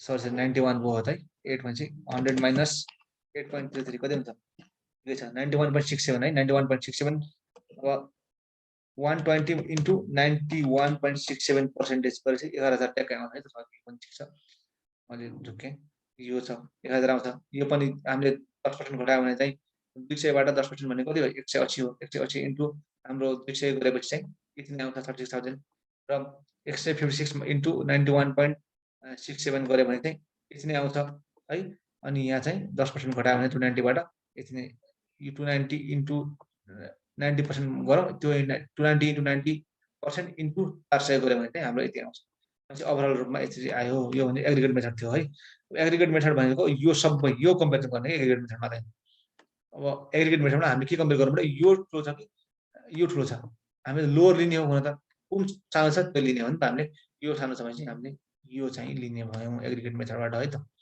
ओके के लेखेँ च्याटमा छैन है या त्यही कुरा हो है त्यो गर्दा नि हुन्छ सबै कुरा गर्दा हुन्छ एनआरबी र मार्केट भ्यालु डिफ्रेन्ट हो हुन सक्छ एनआरबी र मार्केट भ्यालु डिफ्रेन्ट हुन्छ किनभने भन्छौँ हामीले एनआरबी भने के हो त एनआरबी भनेको estimated selling price minus cost of completion गर्न लाग्ने कस्ट अथवा र प्लस माइनस त्यसमा के अर्को पनि के माइनस गर्ने र हामीले जुन चाहिँ एस्टिमेटेड सेलिङ कस्ट हुन्छ त्यो पनि माइनस गर्नुपर्छ एनआरबी को लागि है मार्केट भ्यालु भनेको अब सधैँ एनआरबी र मार्केट भ्यालु इक्वल हुन्छन् भन्न पनि मिल्दैन एनआरबी भनेको कुन आधारमा कुन कसलाई भन्न खोज्या हो भन्ने कुरा आउँछ है अब र मेटेरियलको एनआरबी भन्न खोज्या हो कि फिनिश गुड्सको एनआरबी भन्न खोज्या हो कि भन्ने कुरा आउँछ त्यस्तो कुराले म्याटर गर्छ अब प्रोड्युस भइरहेको फिनिश गुड छ भने चाहिँ अब डब्लुएपीसँग पुग्यो भनेपछि चाहिँ अझ त्यो जुन हामीले फिनिश गुड्स बनाइरहेको छौँ त्यसको एस्टिमेटेड सेलिङ प्राइस त हामीसँग हुन्छ त्यो एस्टिमेटेड सेलिङ प्राइसमा हामीले त यति चाहिँ अझ बन्न लाग्छ भन्ने कस्ट पनि थाहा हुन्छ हामीलाई है तर यति चाहिँ हाम्रो के हुन्छ त र यति चाहिँ हामीले अझ सेल गर्न लाग्ने कस्ट पनि थाहा हुन्छ त्यो अवस्थामा त मार्केट भ्यालु हाम्रो एस्टिमेटेड मार्केट भ्यालु तिमीले भनेको मार्केट भ्यालु हुन्छ तर एनआरबी त फरक भयो नि त किनकि हामीसँग कस्ट अफ कम्प्लिसन पनि बाँकी छ र हामीसँग कस्ट अफ सेलिङ गर्न लाग्ने कस्ट पनि बाँकी छ हैन त्यो घटाउनु पर्छ हामीले एनआरबीमा पुग्नलाई त त्यसले गर्दाखेरि फरक पर्छ है त कहिलेकाहीँ चाहिँ अब एउटै हुनसक्छ तर कहिलेकाहीँ सधैँ त्यस्तो हुन्छ ल ओके एनएसको डेफिनेसन मैले ठ्याक्क भन्ने हो त्यो अघि ठ्याक्कै किसनले भनेको यो चाहिँ एस्टिमेसन हो ठ्याक्कै कतिमा सेल हुन्छ र सेल गर्नको लागि लाग्ने खर्चलाई चाहिँ घटाएपछि एनआरबी नेट रूपमा आउँछ भने मार्केट भ्यालु भनेको त मार्केट अब एमपी भनेको हामी सानोदेखि पढ्दै आउँछ नि मार्केट भनेको त एउटा कोटेड प्राइस मात्र हो त्यसबाट त ट्रेड डिस्काउन्ट पनि घट्न बाँकी नै हुन्छ भनेपछि एनआरबी भनेको चाहिँ सेल्स प्राइसबाट एस्टिमेटेड सेल्स प्राइसबाट घटेर आउने हो भने अब एमपीबाट ट्रेड डिस्काउन्ट पनि एडजस्ट हुन बाँकी हुन्छ भने त्यो डिफ्रेन्ट त हुनसक्छ एउटै अब कन्टेक्स्ट हेरेर एउटै पनि हुनसक्छ है फेरि एउटा त हुनसक्छ एउटा पनि हुनसक्छ कन्टेक्स्ट हेरेर तिमीले भने जस्तै डिफ्रेन्ट पनि हुन्छ अब कुन आधारमा भन्ने कुरा हुनुपर्छ कुन आधारमा लिने भन्ने कुरा है त अब अर्को कुरा ग्रुप मेथडबाट गरौँ है त ग्रुप मेथडबाट गरौँ हामीले अघि ग्रुप मेथडबाट के भन्छ यहाँ यो आर्टिकल 1 भनेको एक ग्रुपमा पर्छ है र आर्टिकल 2 भनेको बी ग्रुपमा पर्छ आर्टिकल 3 भनेको ए ग्रुपमा पर्छ र आर्टिकल 4 भनेको बी ग्रुपमा पर्छ है त्यसपछि त्यो गरिसकेपछि त्यहाँबाट के थाहा हुन्छ हामीलाई अब कुन कुन ग्रुपमा के भयो भनेर हुन्छ र ग्रुप अनुसार हामीले अब के गर्छौँ त भ्यालुएसन गर्छौँ ग्रुप एमा पढ्ने के थियो 1 र 3 थियो त्यसले गर्दाखेरि उसको कस्ट यो हो र उसको हाम्रो एनआरबी पनि यो हो एनआरबी त अब अघि हामीले रिलायसन कस्ट जुन पैसा थियो रिलायसनको पर्सेन्टेज त्यो घटाएर निकालेको एमाउन्ट नै हो अब के भयो कुन सानो भयो यो सानो भयो कि यो सानो भयो ग्रुपको गर्दाखेरि पनि यही सानो भयो नि त यो वाला सानो भयो त्यसले गर्दाखेरि अब यो ओभरअलमा हामीले चाहिँ ग्रुपको आधारमा चाहिँ भ्यालुएसन गर्दाखेरि स्टकको युमा भ्यालुएसन गर्छौँ भ्यालुएसन गर्नु भन्नुको मतलब के हो त यो एमाउन्टलाई चाहिँ हामी ब्यालेन्स सिटमा देखाउँछौँ भन्नु खोजेको भ्यालुएसन जति पनि भनिरहेको छ ब्यालेन्स सिटमा कसरी प्रेजेन्ट गर्ने भन्ने कुरा नै मुख्य यसको उद्देश्य हो कि अन्तिममा गएर त ब्यालेन्स सिट देखाउनु पर्यो नि त हामीले ब्यालेन्स सिट बनाउनु पर्यो कम्पनीहरूको जे कुरा पनि होइन त्यो ब्यालेन्स सिटमा कसरी कुन एमाउन्टमा प्रेजेन्ट गर्ने भन्ने कुरा नै मुख्य उद्देश्य हो है त र ग्रुप बीको कुरामा पनि सेम कुरा छ 2 र 4 चाहिँ ग्रुप बीमा पढ्थे र तिनीहरूको कस्ट हामीले अगाडिदेखि नै थियो र एनआरबी पनि हामीसँग थियो कति आयो त 1,40,000 आयो हैन 1,40,000 आइसकेपछि अब यहाँनिर कि कसरी आयो 1,40,000 यो सानो भयो नि त एनआरबी भन्दा पनि सानो यो भइदियो कस्ट भइदियो भने चाहिँ अब cost or NRV whichever is lower भनेर हामीले पढेका छौँ व्हिचएभर इज लोअर भनेर त्यसैले गर्दाखेरि 1,40,000 सानो भयो त्यसैले यसलाई चाहिँ यसरी एनालाइज गरियो अब आइटम बाइ आइटम मेथड हामीले बेसिकली जनरली युज गर्ने भनेको आइटम बाइ आइटम मेथड हो है अब हरेक कुराको आइटम बाइ आइटम मेथड चाहिँ एनालाइसिस गर्ने हो हामीले म्याक्सिमम गरेर आएको गर्ने भनेको नै यो हो र यिनीहरू चाहिँ अब ग्रुपहरू दिएको छ अथवा एग्रिगेट म्यापबाट भनेको छ भने चाहिँ यसरी गर्ने नत्र केही पनि भनेको छैन भने चाहिँ हामीले यसरी गर्नुपर्ने हुन्छ है। अब आर्टिकल 1 2 3 4 त छन् हामीसँग, कस्ट पनि सबैको हामीसँग छ है, एनआरबी पनि हामीसँग सबैको छ।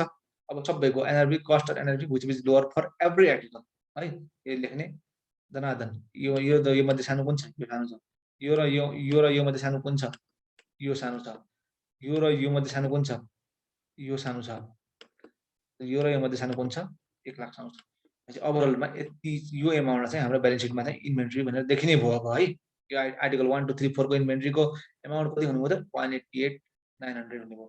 र आफै अब यसो कम्पेरिजन गरौँ त ल, यहाँनिर कति परिवर्तन छ, यो आइटम मेथडबाट 1,88,900 ओभरअल आयो भने चाहिँ तिम्रो यो र यो जोड्यो भने चाहिँ 1 लाखमा कति भयो त, यो सेम त आउँदैन पक्कै पनि हैन,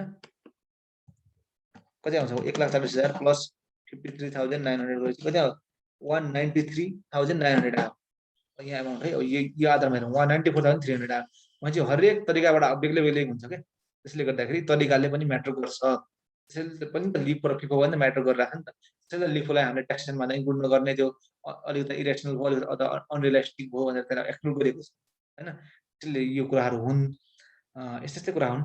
अब यो इम्पोर्टेन्ट पर्सन चाहिँ भोलि हामी सकाउँछौँ, भोलि अथवा कारण के गर्ने, साँझ गर्ने कि भोलि गर्ने,